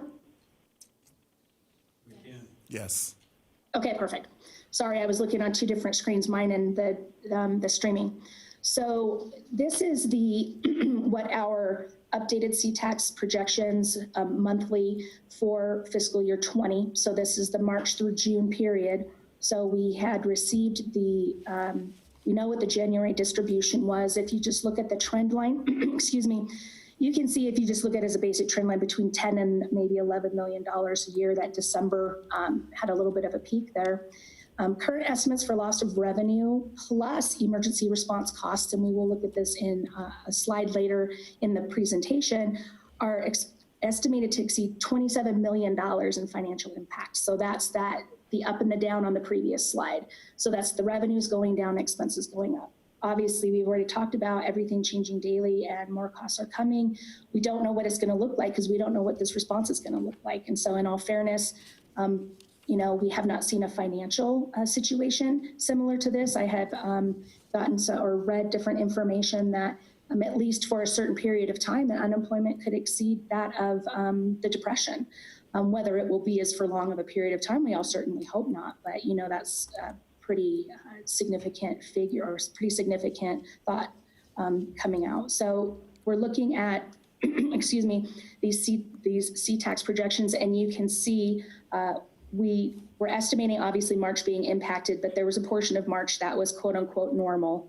And then April, May, and June being impacted commensurately. April is normally a lower quote unquote distribution month, and May and June ramp up a little bit. And once again, we don't know, and we won't have the March figures until the end of May and the April figures until the end of June. So June, we will be getting at the end of August or the beginning of September. And so we will really not have the detail and the distributions until we're already almost a quarter into next year's budget. And so with that, I'm going to hand it back. Lori, Yes. This is Christine. Can you just talk a little bit about, our projections, and that we did sort of validate them against some information that we've through? Oh, sure, absolutely. And so there have been various, we're not alone. So I guess there's some comfort in that. There have been various messages and analysis and conversations, and we are in the ballpark when we're looking at finishing out the year. We've gotten some information from, I think it's Applied Analysis, but Jeremy Aguero, as well as I've had conversations with taxation, because of course they revised their C-tax estimates for all the local entities, but that was after initial COVID, but pre-lockdown, if you will. And they haven't updated those numbers. And so we know, the state knows, it's just pretty well a foregone conclusion that there are going to be significant impacts. What that dollar figure is, we don't know. And so, we could be, and I'll talk about it a little bit later when we kind of address fiscal year 21, but it could be, a magnitude of, between 20, 25 or 30% reduction in C-tax. And for us, that's fairly significant. We're talking just on this C-tax side being, over $20 million for next year. All right, thank you, Mrs. Cook. Ms. Valetic. So, Okay. Slide number 5, please. So we've kind of shown you the ugly picture that we're dealing with between now and June. That's kind of the focus of this initial part of the presentation. And so we need some decisive action immediately to mitigate this financial impact. Local government, we're not, or government in general, we're not in the business of taking risks. We're in the business of managing risks on many different levels. And that's why we need to take action now. During the Great Recession, it took more than a decade to recover. And, you've seen those slides of revenues that we've shown in past years. C-tax, property taxes, more than a decade to recover, and those have been nominal numbers. That wasn't even including inflation each year, which admittedly has been low at 2%, but over a decade that adds up. And we still have staffing that is less than it was 10 years ago.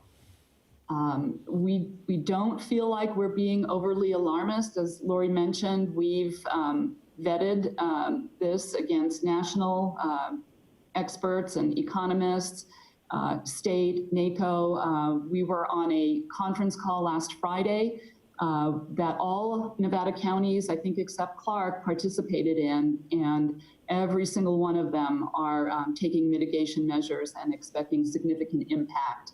And you know what? If we're wrong about this, and I hope we are, we can always reinstate whatever was delayed or reduced. But if we don't act now, it could be disastrous. And we want to maintain the most flexibility that we can. We want to maintain staffing levels and avoid drastic cuts later on. If you could go to slide 6, please.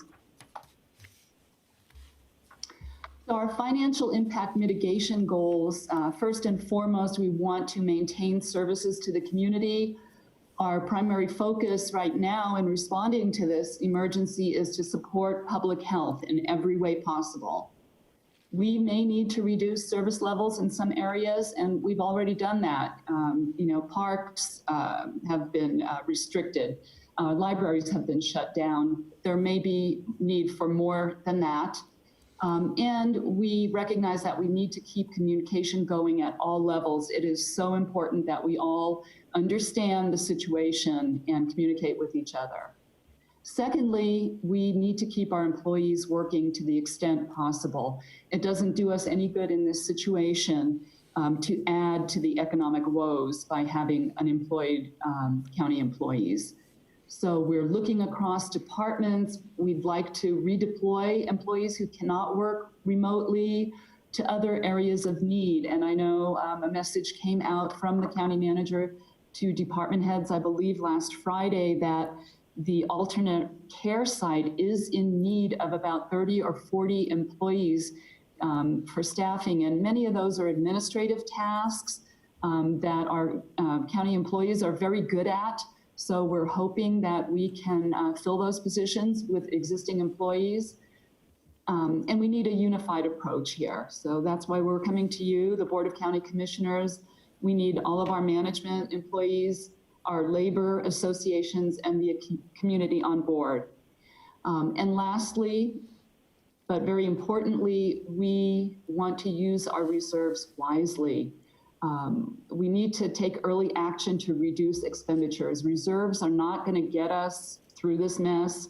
I know, people say, oh, Washoe County, you have such a healthy fund balance. We do have a pretty healthy fund balance. I think we ended last fiscal year with about 19% of general fund expenditures in reserve. But once those reserves are spent, that's it. That's not an ongoing source of revenue. And when we're looking at a possible 12 to 18 month impact here, reserves are not going to solve our problem. Slide number 7, please, and back to Lori.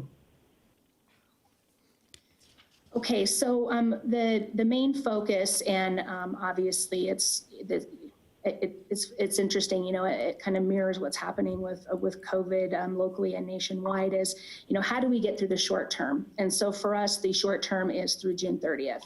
So we do have, it's not all for naught, and we'll see a little bit of this information, quantified in the next slide. But we do have 5.4 million in general fund contingency to help with these unanticipated or unforeseen this event, but that won't be enough. So instituted, the county manager talked, this was announced at department heads last week for a hiring freeze. So that's hard hiring freeze through June 30th. There will be a process, and I can talk about that a little bit later for those exceptions. Purchase freeze on all non-mission critical contracts and expenses. So basically a purchasing freeze. No carry forward expenses into fiscal year 21. And what this means for the general fund is when the general fund ends the year in with higher fund balance than budgeted, those carry forward, so those POs that had budget authority, the budget can carry forward with them. And we're going to need every single dollar in the general fund going into next year. So the PO obviously can be there. It's just the excess or the extra budget going with it will not carry forward. Reduction of CIP transfer from the general fund. And so we had a certain amount that has already been transferred this fiscal year. So that remaining amount, it's about $2.1 million, is not going to be transferred through June 30th. And so this is a savings, if you will, to the general fund because it's not transferring over to CIP. But make no mistake, it does have an impact on CIP. So the CIP projects, basically right now, there's a list of projects and they're on indefinite hold or deferral. And the CIP committee is going to have to get back together and look at what was requested for next year, what's outstanding this year, where all these projects are in the flow or completeness, if you will, and go back through and reprioritize and then have those conversations. Also, utilization of stabilization fund. So we were fortunate to have fiscal year 18 year-end results allow us to replenish stabilization last June, less than a year ago. But it is there, and this is, pretty much what it's for. So utilization of stabilization fund. use of general fund balance. This will most likely, we'll see it in the next slide, but this will most likely be the net result of everything that we try to save and all of these impacts on the revenue. That use of fund balance will be that balancing tool, and then other solutions. And we did, and they're normally very, I mean, unfortunately for some of us, this is, you know, all too soon to kind of think about this again. And, you know, what do we do to try to bend this expense curve, and what are the things that we've done and what worked kind of, I mean, so on a good note, maybe there's some operational things that worked well and some that didn't work so well during the recession that we can benefit that, you know, institutional knowledge from. But we're going to have departments are going, you know, going to have to come up with some ideas, and we're going to have some back and forth and information and figuring out, you know, what we're going to do. And so we're open to other solutions, and we will be reaching out to, you know, to others as well, related to other solutions and what those look like. And just so the board knows that utilization of stabilization fund, any of the mechanisms that I'll talk about in the next slide, some of these obviously have to go to the board for approval. So there's nothing today that's going to create that action, but we will have to come back. So can you go to slide 8, please?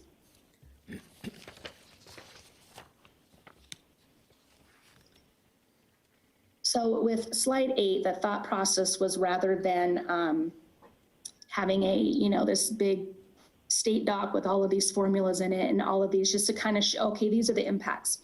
So what are we thinking the estimated revenue impacts are going to be through June 30th? Well, C-Tax, we've obviously that this is what corresponds to the chart that was in the previous slide. So we're thinking about $16.6 million reduction in C-Tax over budget. Park user fees, this is a high level estimate. It can be refined, but it's, you know, most likely this will be on both sides of the fiscal year. The materiality of it may change. AB 104 gaming tax, that is the gaming fees that are collected by community services, but it's the statutory formula, and there is discussion right now about whether how those fees are going to be collected based on casinos or gaming not being open. And then room tax, and this estimate, so you know, we budget a little over $425,000 in room tax. And so this estimate just basically assumed we were not going to get any more room tax through the rest of the year. So what we've gotten is all we're going to get. And so that revenue reduction is $17.1 million. And then we have some estimates related to the COVID-19 emergency response. And this was, we came about with this figure of the known, some of the unknown, and some of the stuff for the timing. So some of this, we kind of wanted to make sure, we wanted to make sure that we could identify this if we had to pay all of this by June 30. So about 9.8 million, 9.9. So you can see between the reduction of revenue, or the estimates, and the estimated COVID response, it's that 27 million, that 26.9 that was believed is on slide 3. Then if you look to the right-hand side, these are measures. So reallocation of contingency, and that will come to the board. Utilization of the stabilization reserve, that will come to the board.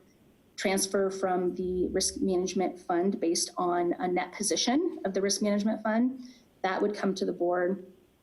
Reduce transfer to CIP. Utilize salary savings. So this is the anticipated impact or savings related to the hiring freeze.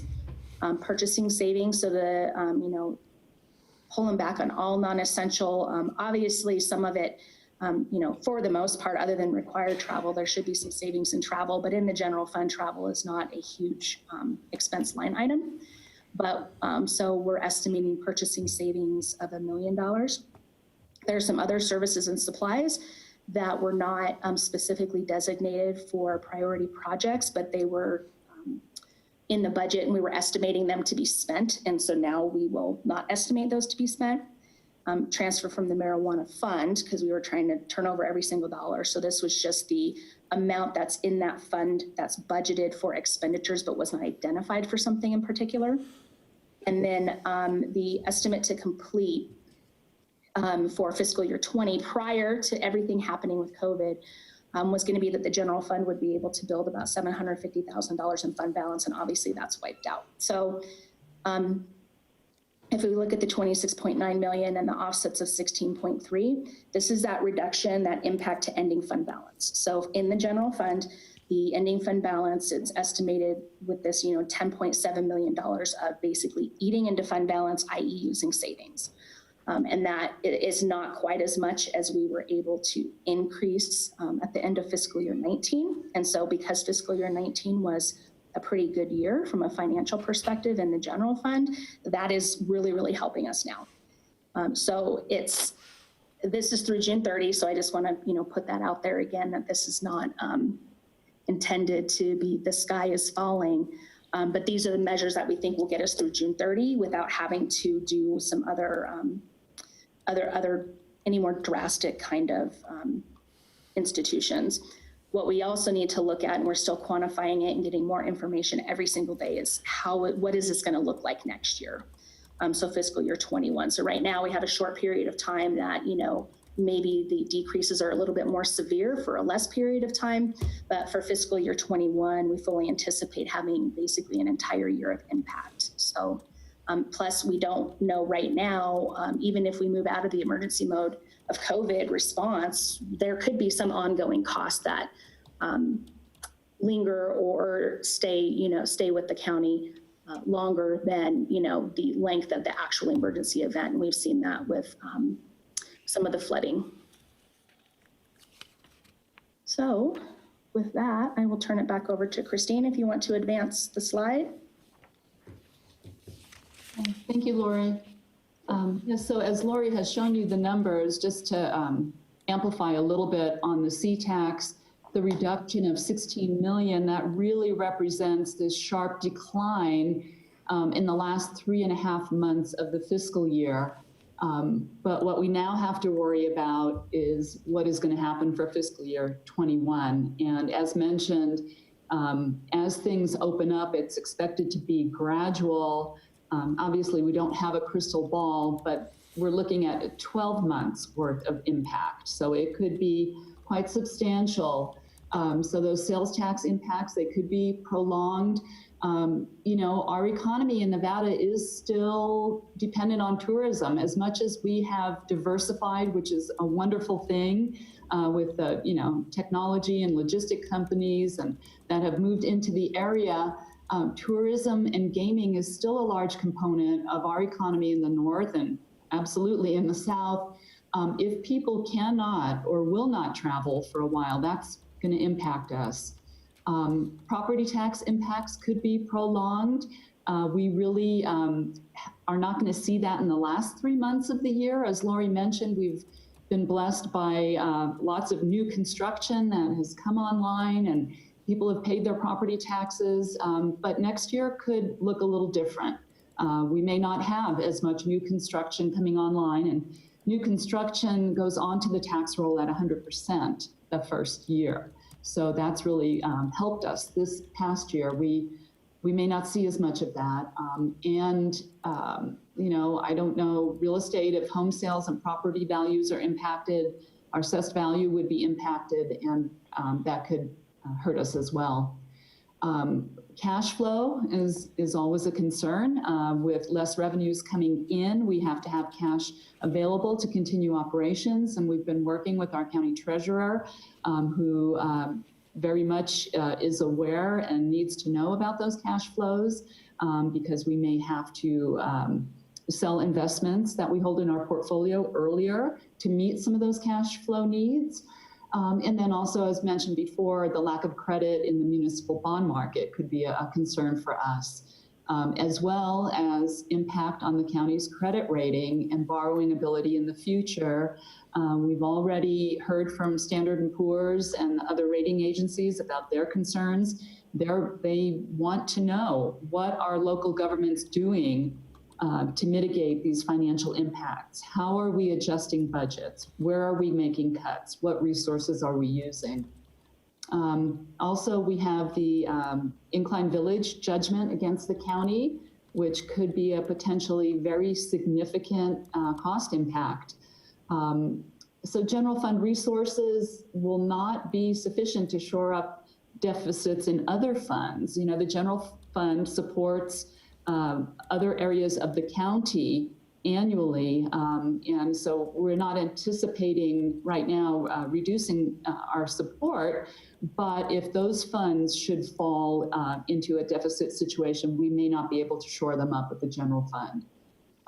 So this financial impact is real and it's a concern.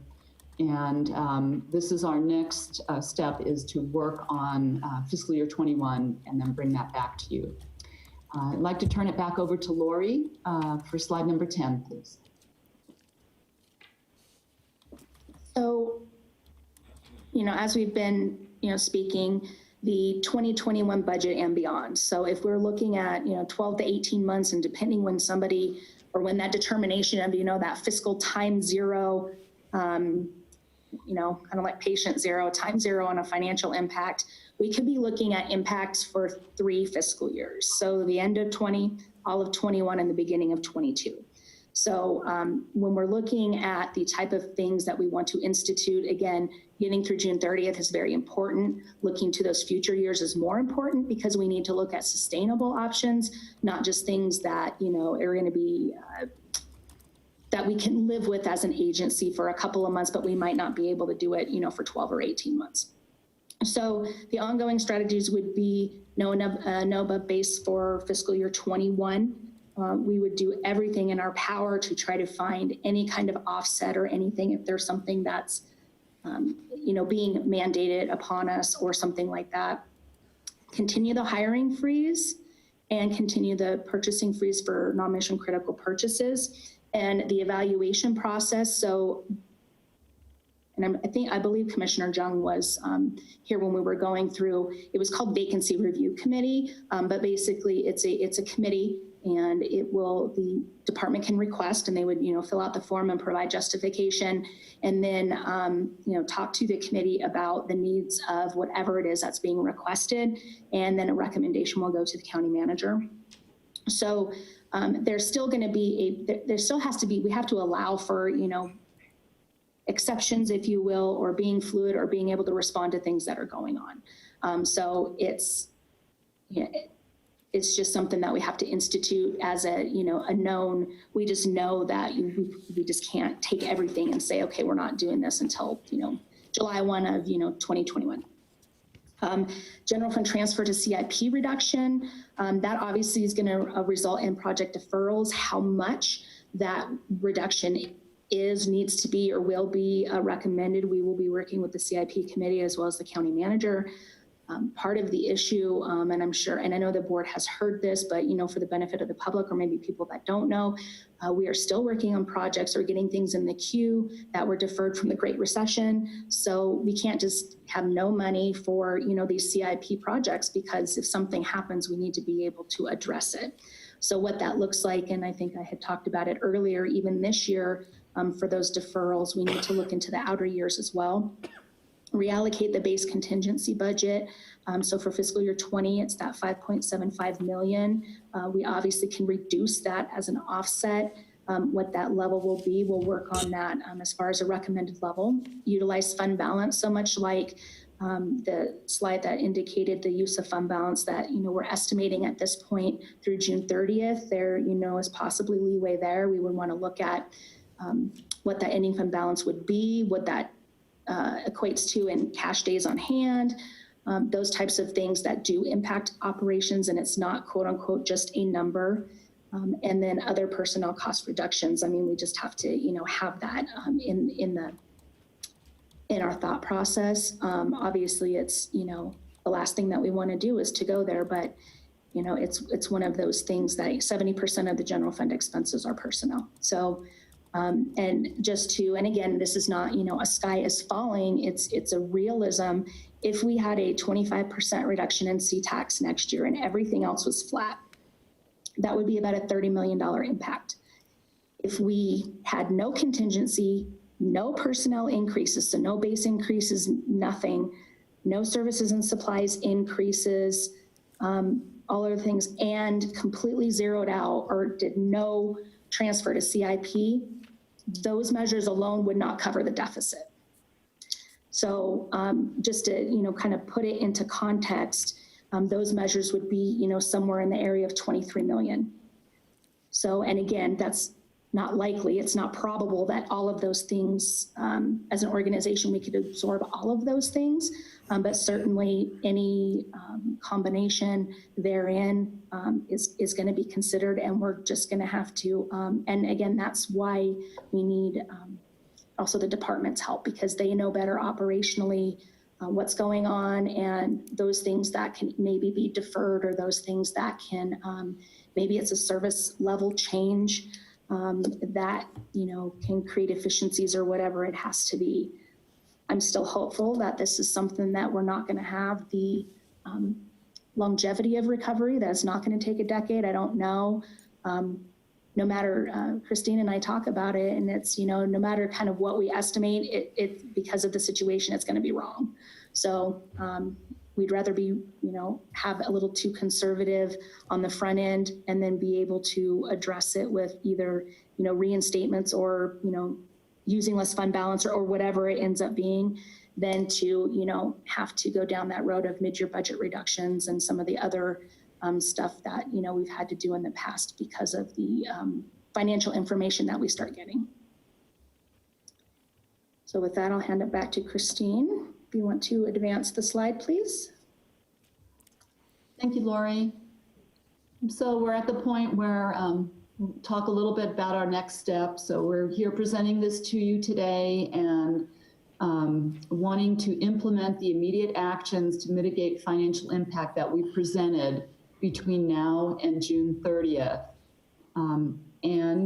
We will continue to work on the financial impact mitigation actions and other cost reduction strategies for the fiscal year 21 budget. We'd like to come back on May 12th and present that proposed budget to the board. And then May 19th would be the board day to adopt the fiscal year 21 budget. And if you could advance to the next slide, please. All right. We'll open it up for any questions or comments. Thank you, Assistant County Manager Vladich and Ms. Cook. We appreciate the presentation. Are there any discussions by any of the commissioners on this? About Madam Vice Chair. Thank you, Mr. Chair. I'm just curious.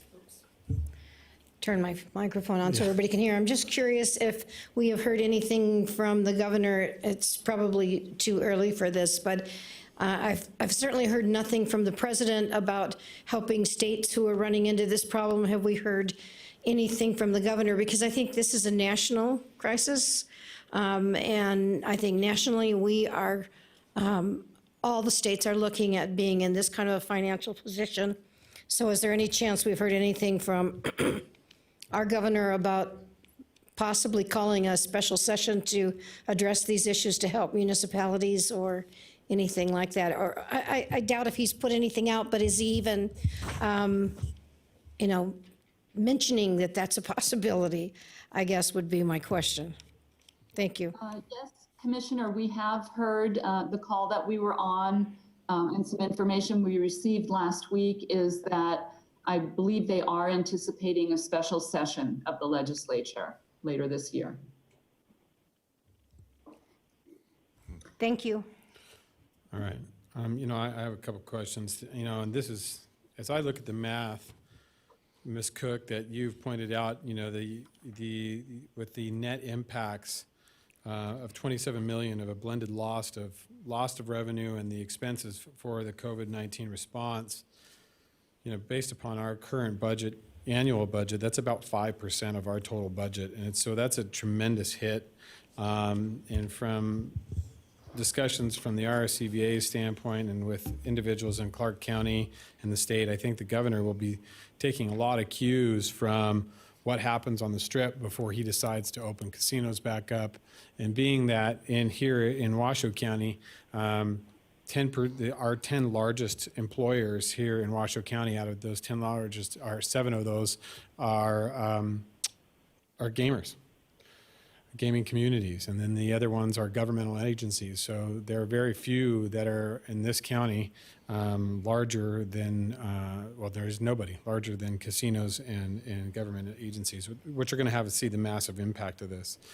And one of the challenges that I see, from a financial standpoint, the longer we wait, obviously, to get our businesses and we move back up in line and how we address that, we have to start developing some sort of a plan to help businesses to get back online. And I know the CARES Act that was issued by the federal government was a big portion of that to help stimulus directly to individuals so that they could pay their bills, and we can do a number of things for communities.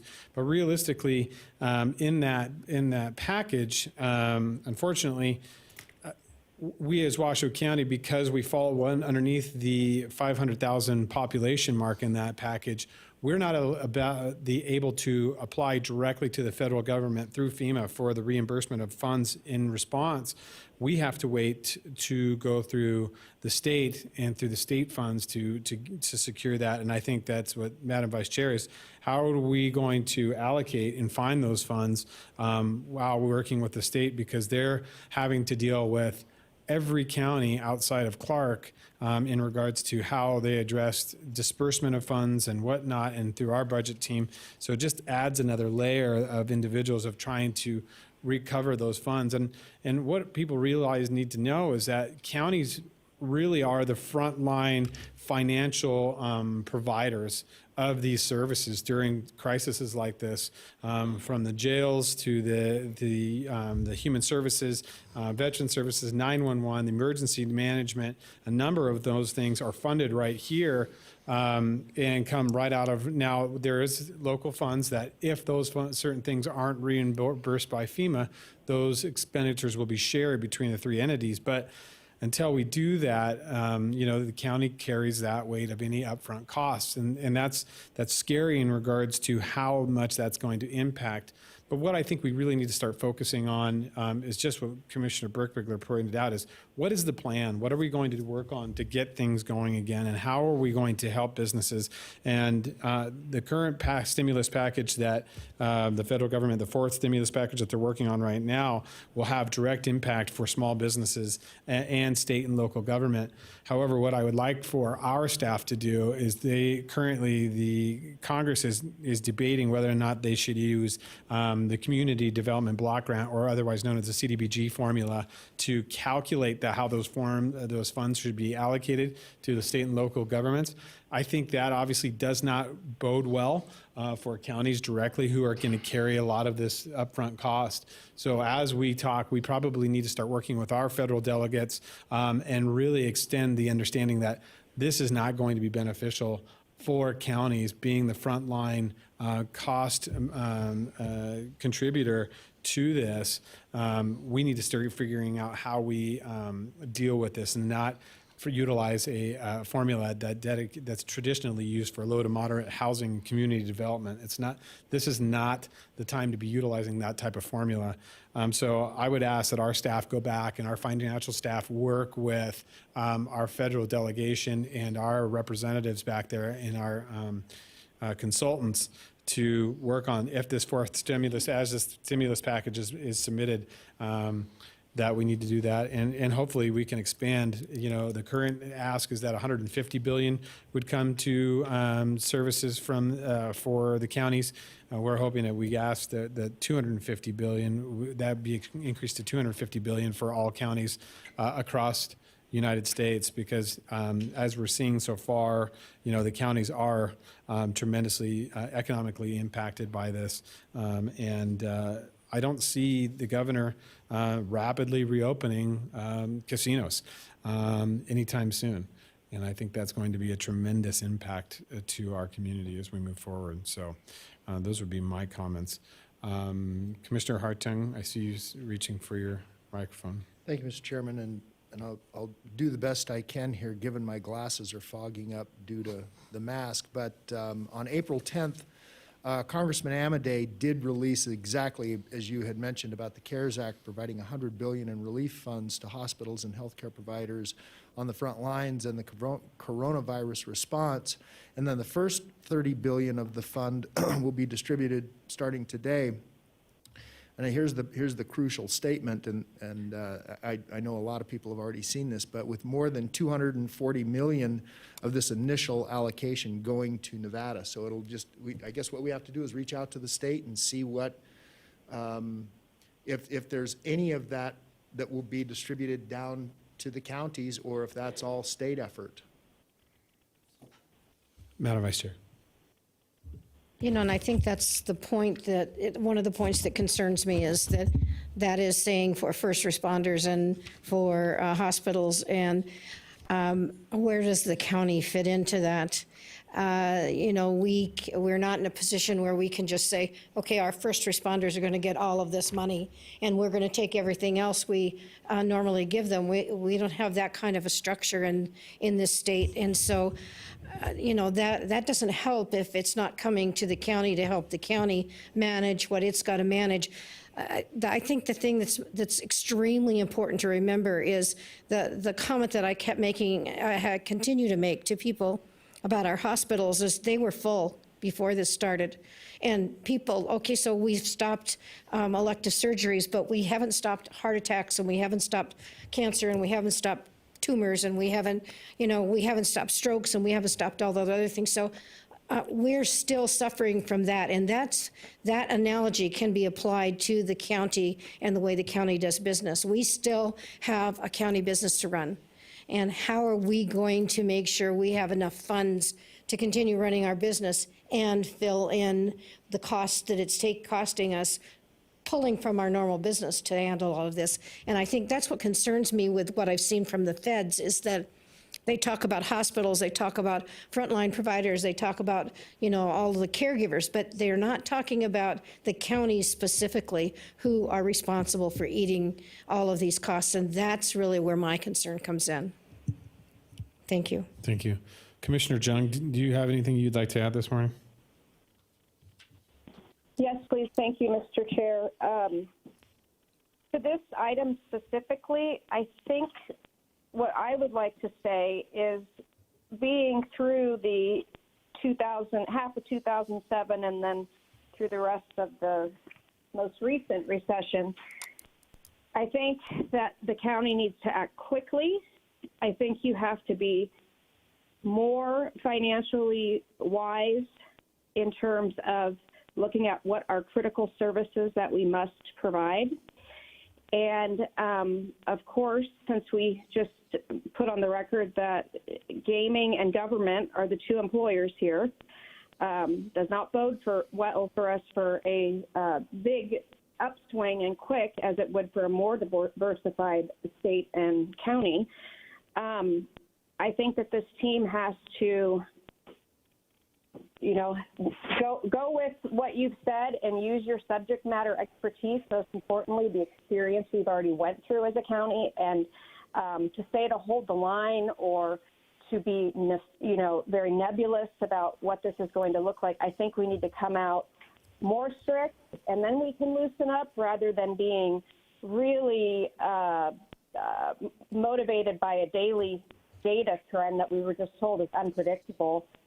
Because then we can always loosen up all those things that we've changed, and it's a lot less painful than the other way around. So my direction with staff is let's be more pessimistic when it comes to our projections, but optimistic in that we can and have survived something like this before. Is it painful? Absolutely, but it's not impossible, and that we actually should be better for this time around because of what we've done before. And that's also why we had that 19% ending fund balance that we could put into our reserves, is because of the cautiousness that we learned, maybe a little paranoia, but it's turned out it wasn't paranoid on the part of our financial advisors locally at the county with Christine and her team. So I would urge the commission to move swift, be critical mission focused at all times while we're in this. And as I said, we can loosen up when, and it always is going to be when, not if, we trend back up, and then we can go back to relatively normal. But I think we really have to start doing the painful things first And we've already demonstrated this many times in our ups and downs. You know, this isn't the first year we've been told that we didn't have great news, but to remember that we know how to do this and that we can put people in other positions if their positions are no longer available, and that we will always do that first. We take care of ourselves first, right? We're putting on our masks first, and then we will handle all the rest of the issues like businesses, et cetera, that other agencies take care of. But I appreciate the somber news, but I also have a great deal of optimism because as far as I'm concerned, we've been there and done that. At least I have, and there are still legacy and institutional staff left over who can inform this conversation too. So that's my feedback. Thank you. Thank you, Commissioner Jim. Commissioner Hartung, have you signed in? Thank you, Mr. Chairman. So, Ms. Valetich and Ms. Cook, is the strategy that you're outlined on page 10, is that sort of a pseudo motion of the ongoing strategies? Is that what staff is looking for?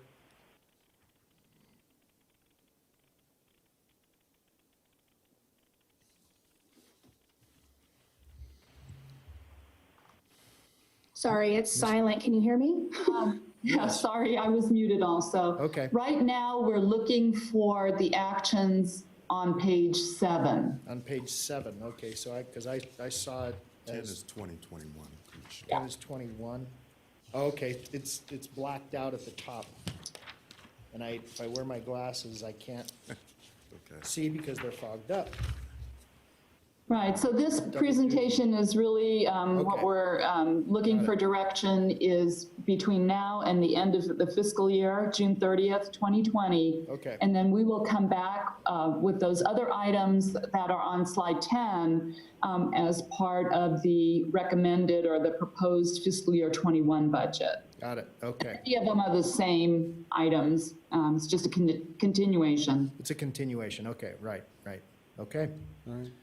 I'm ready to make a motion, Mr. Chairman, if there are no. Okay, other so questions. let me take a second here. Do we have any public comments signed in on this item?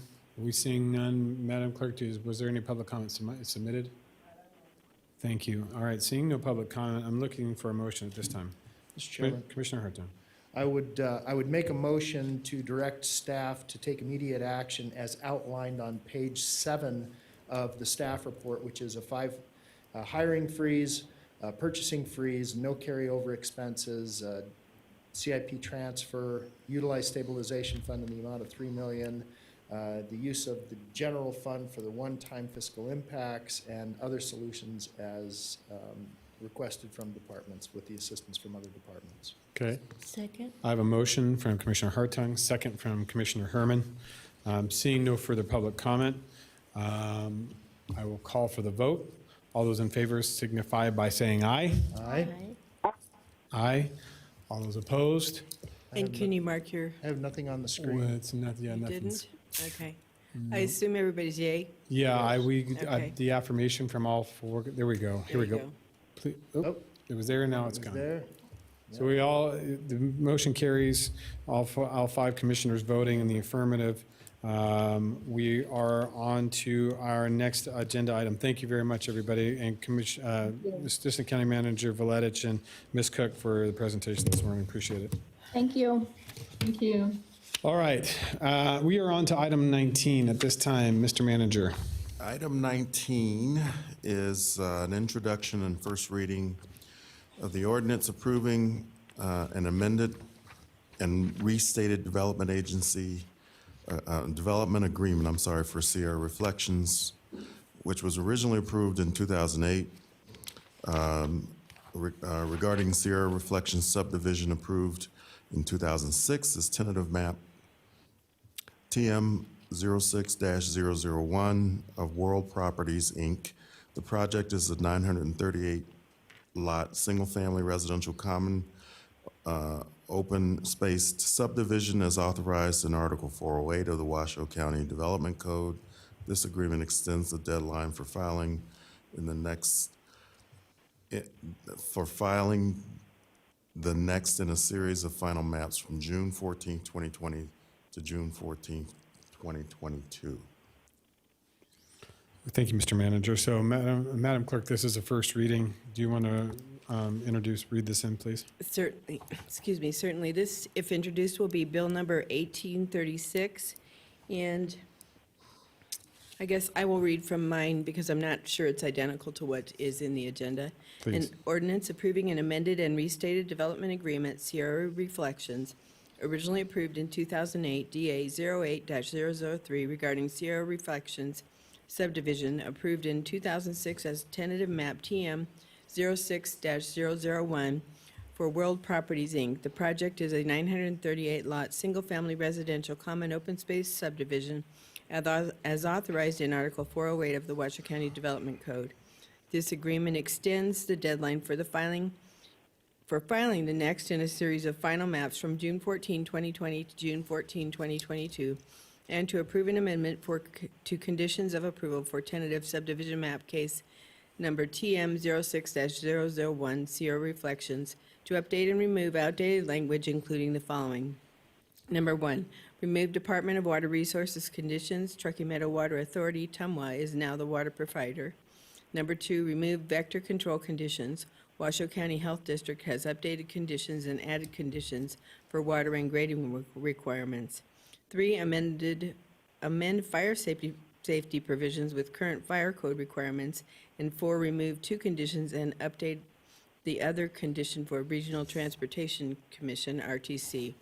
The project is bordered on the north by Pawnee Lane, on the east by Old U.S. Highway 395, on the south and as far south as Little Washoe Lake in the Pleasant Valley area. The project encompasses a total of 29 parcels that total approximately 759.6 acres. The parcels are located within the South Valleys Area Plan. The property is located within the South Truckee Meadows Washoe Valley Citizen Advisory Board boundaries and within Washoe County Commission District Number 2. APNs 046-060-45 and 47, 046-080-40, 046-09101, 04 through 18, and 23 to 26, and 046-10002 through 04, 07, 09, and 10.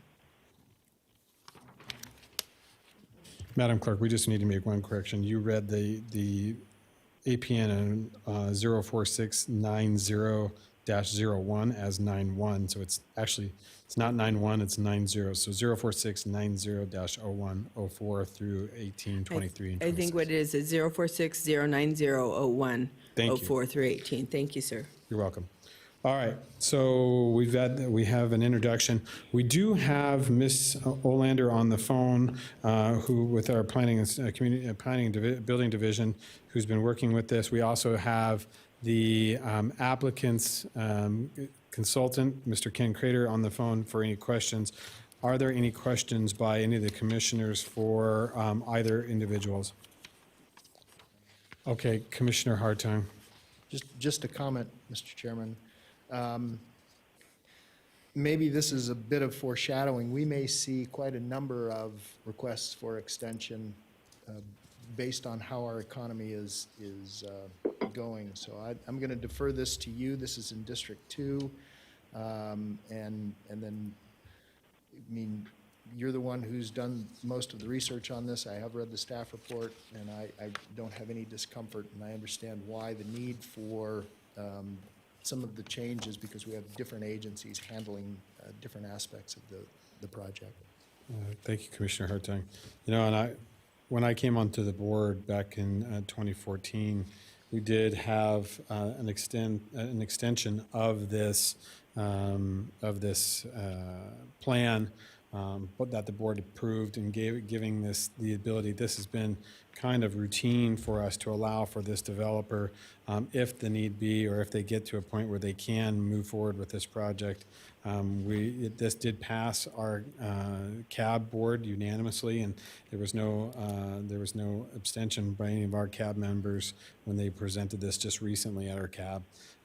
So with that, I will turn it over to Mr. Ken Crater, who is signed in. And Mr. Crater, I'll give you the opportunity to add any context to this as you may see fit. Thank you. And can you hear me? Yes. Great. I'll be brief, but Yes, we are asking for another extension, but this is a large, diverse property with many challenges. And I just want to assure you that we have been working diligently over the past couple of years on the project, doing things like improving the Steamboat Creek channel to increase significantly the amount of undisturbed area along that creek, to reduce significantly the amount of grading required on the site, which will have less impacts to the neighbors, working with the community and the Nevada Department of Transportation and county staff to look at a roundabout at the intersection of East Lake Boulevard and Old Highway 395 in lieu of a traffic signal that I know will greatly improve intersection safety at that intersection that has a history of high amount of crashes. We've also had to work with the Truckee Meadows Water Authority, as now we've shifted from Washoe County Resources to TMWA. And so we're working through those issues, including having done an extensive well pumping test, which I believe benefits our project as well as TMWA with the knowledge gained through that test. And finally, working with engineering staff on the Reach 3 and 4 sewer line that will be running through Pleasant Valley. We also met with Chief Moore to understand the changes that are underway to consolidate the fire stations in this area and make absolutely sure that the Truckee Meadows Fire Department will be satisfied with the design and construction of this project. But based on the meeting we had with the South Truckee Meadows Washoe Valley Citizen Advisory Board at their March 5th, 2020 meeting, unfortunately, we were able to get that in really before this COVID-19 crisis hit. But with that meeting and the questions and comments received, I do feel strongly that this remains the highest and best use of this property, and hope that the County Commission supports this extension, and I'm available for any additional questions. Thank you. Thank you, Mr. Crater. Are there any questions for the time for Mr. Crater? Seeing none. All right, seeing no further discussion on this, being that we've done this before, I will just take the stab at this, that I move to introduce bill number 1836 and set the next public hearing and second reading for the ordinance for possible adoption at the April 28th, 2020 meeting. All right, so the bill is now introduced. See anything else? Thank you, Mr. Chair, for the record, Mr. Crater did prepare some remarks, and I'll put them in the record for today's meeting. Thank you, Madam Clerk. All right, and there was no public comment signed in for that item aside from Mr. Crater. So we are all completed with that. And with that, Mr. Manager, I believe that takes us to our item 20. Is there any need today for a closed session? Mr. Chair, there is not, unless Mr. Wattsfield disagrees. I do not disagree. All right. That's a good thing, okay. We like it. I just felt like I needed to finally participate in this meeting now, I so. wanted to make sure you were there. You know, it's always last minute for an attorney to just show up and start, we can't open the door all the time. All right, we are on to our final public comment. This is item 21. Matt, is there public comment signed in? We do have public comment. Mr. Chair, I've got a couple of emails, and then I believe we have a voicemail.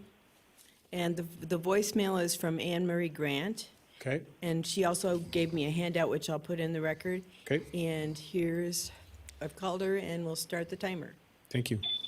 Anne Marie Grant, public comment for Washoe County Commissioners meeting 4/14/2020.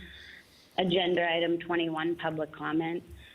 Anne Marie Grant, sister of Thomas Purdy, who was hogtied by Reno PD and asphyxiated to death by deputies at Washoe County Jail. I just want to remind you all of your duties under NRS 211.020, specifically number 2. Once every 3 months, you shall inquire into the security of the jail and the treatment and condition of the prisoners. Number 3, you shall take all necessary precautions against escape, sickness, or infection. Given the COVID-19 pandemic, I urge you all to take your duties under NRS 211.020 seriously. Inmate safety and well-being at Washoe County Jail is no less important than any other community member. Given the reality of their situation being confined in such close quarters and the ability for the COVID-19 virus to spread rapidly, perhaps had you all not been neglecting your duties under NRS 211.020, my brother would still be alive today. Doubtful, though, given the fact you all approved another contract with NavCare, the jail medical vendor, after the 14 deaths at the jail. The ability to leave a public comment via voicemail should be adopted as policy by the board. If you truly care about everyone's voice, you would do so. Everyone should have an equal opportunity to provide input to elected officials. Do not fail your most vulnerable community members again. That apparently concludes her comments. And then we did receive an email from Diane Hirschberg. If you'd like, I can read it in the record, or I can just place it in the record. I'd like for you to read them into the record, Alrighty, please. will do. This email is from Diane Hirschberg. First, I do thank each of you for all of your efforts during this COVID-19 pandemic. The residents of Incline Village, Crystal Bay have been advised that Washoe County cannot follow the actions of virtually every local governing body of small, vulnerable communities throughout the United States, including all communities at Lake Tahoe on the California side of the lake, from Mammoth Lakes to Truckee to Sun Valley, Idaho to Jackson, Wyoming to Breckenridge and Telluride, Colorado, to close short-term rentals during the COVID pandemic because the governor has decided to give you the authority to do so and has called short-term rentals an essential licensed business. We therefore ask that you consider some strong alternatives that would help us as visitors from out of county and out of state continue to come to Incline Village, Crystal Bay, and bring their potential infections with them despite the stay-at-home orders of the governors of California and Nevada. First, I would ask that the language of the health officer's recent statement be changed from an advice to an order that people should self-isolate, and be changed so that it applies to all people entering Washoe County, not just to people returning to the county. And it would read something like, the Board of Commissioners is ordering that anyone who has traveled out of state or by airplane or who enters Washoe County from another state must self-isolate in the place that they are residing in Washoe County and monitor symptoms for a period of 14 days following their entry into Washoe County. Merely asking people or advising people to self-isolate has not caused people to do so when arriving in Incline Village to date. And as the weather gets better and the stay-at-home orders are of longer duration, people coming to Incline Village, Crystal Bay will come in even larger numbers and will not follow the 14-day self-isolation advice. To cause people to follow the 14-day self-isolate order, I would further suggest that the order require the following. One, that all entities and individuals who offer short-term rentals, including owners, property managers, and online short-term rental services, are required to post this 14-day self-isolation requirement inside the homes adjacent to the front door. That all the entities and individuals who offer short-term rentals are required to, one, place this notice at the top of their website when renting homes in Incline Village, Crystal Bay, and Washoe County, and as information next to the Incline Village, Crystal Bay property ad. And two, to also remind people coming to Incline Village and Crystal Bay to bring food and cleaning supplies with them, as they will not be able to go to the market for 14 days. Three, that all individuals who come to Washoe County from other locations are reminded they are required to wear masks and gloves at least when inside the grocery stores.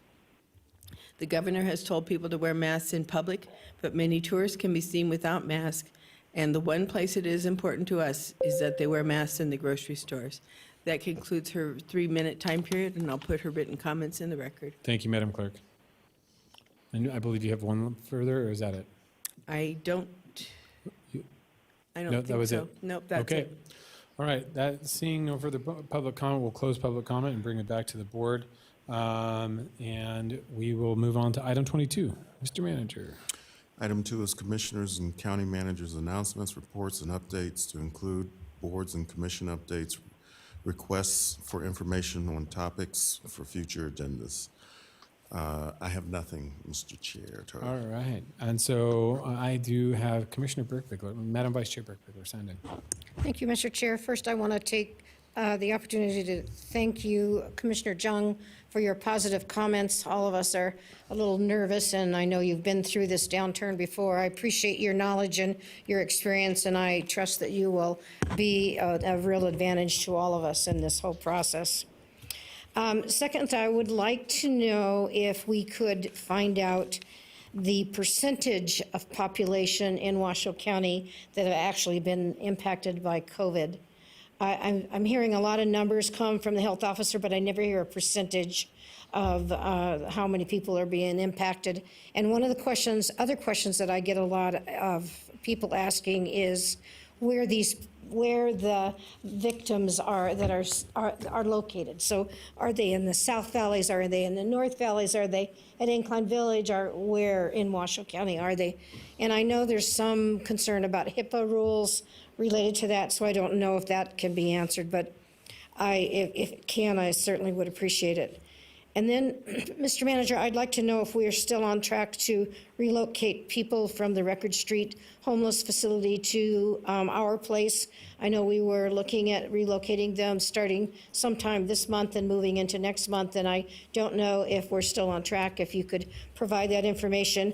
And also, how are we going to assure that the people we relocate don't have the virus? So that we're now picking them up out of the Record Street facility and moving them to the new facility and they don't have the virus. So if you could provide us with a response to that at some point in time, I'd appreciate it. Thank you. All right, thank you, Madam Vice Chair. Any further from any other comment? So I have some just brief closing comments for everybody out there. First of all, I want to thank everybody who joined us today via Zoom or telephonically. Commissioner Jung, we wish you the best. We hope you're staying safe. And also, Vice Chair Berkler is absolutely right. Your guidance through this downturn will be tremendously helpful. I know one thing I want to add too is that, April is the National Child Abuse Prevention Month. And as we see a number of families still staying at home and many of the parents without jobs and financial challenges going forward, we worry about domestic violence and what that may impact, how that may impact individuals. And I know Commissioner Jung has been a huge advocate of mental wellness and how we deal with that. And we need to continue to band together as a community to reach out to your loved ones, check in on them. Sometimes isolation can be as challenging as being with everybody. So I think as we move through April, that it's not only to acknowledge that it's Child Abuse Prevention Month, but also we need to continue to think about mental health within our community and do what we can. I want to thank all the health workers and the first responders and their tireless time that they put in. It's tremendous to see their continued sacrifice. And so with their sacrifice, we'd ask that you continue to honor those individuals and make sure you do stay home and treat this very seriously. And we will get through this together, and hopefully we will have a plan. And so we're continuing to work with the governor and the state and our regional partners here within the cities to identify a plan forward and what that looks like how we get back to some semblance of normal. And so until that time, please take care of everybody and respect everybody's orders and their ability to try to stay healthy through this challenging time. So thank you. So Commissioner Hartung, I have you signed in now. Yes, Mr. Chairman, thank you. As you mentioned earlier, our economy is based on tourist activities, and our special events market is potentially on the ropes. We've already seen Burning Man cancel. My hope and my prayer is that we can at least have some kind of events off near the mid to late portion of the year, Hot August Nights being one of them. And I know, Mr. Manager, you got this also. If you need to have an agenda item so that Hot August Nights can use Rancho San Rafael for overflow parking, I mean, don't hesitate, because I know the site may not be quite ready for them, which they have historically used, which is over on Edison, which belongs to the Flood Management Authority. So anything I think that we can do to try to keep those events operating and moving forward, it's just part of our overall economy and the health of our region. So I look forward to hopefully being able to assist in any way that we can. That's all I have, Mr. Chairman. Thank you. Commissioner Jung, do you have any final thing? I don't. Thank you very much, everyone. Be safe. All right, seeing no further public comment, Commissioner comment and announcements, we are adjourned, everybody. Thank you very much for joining us.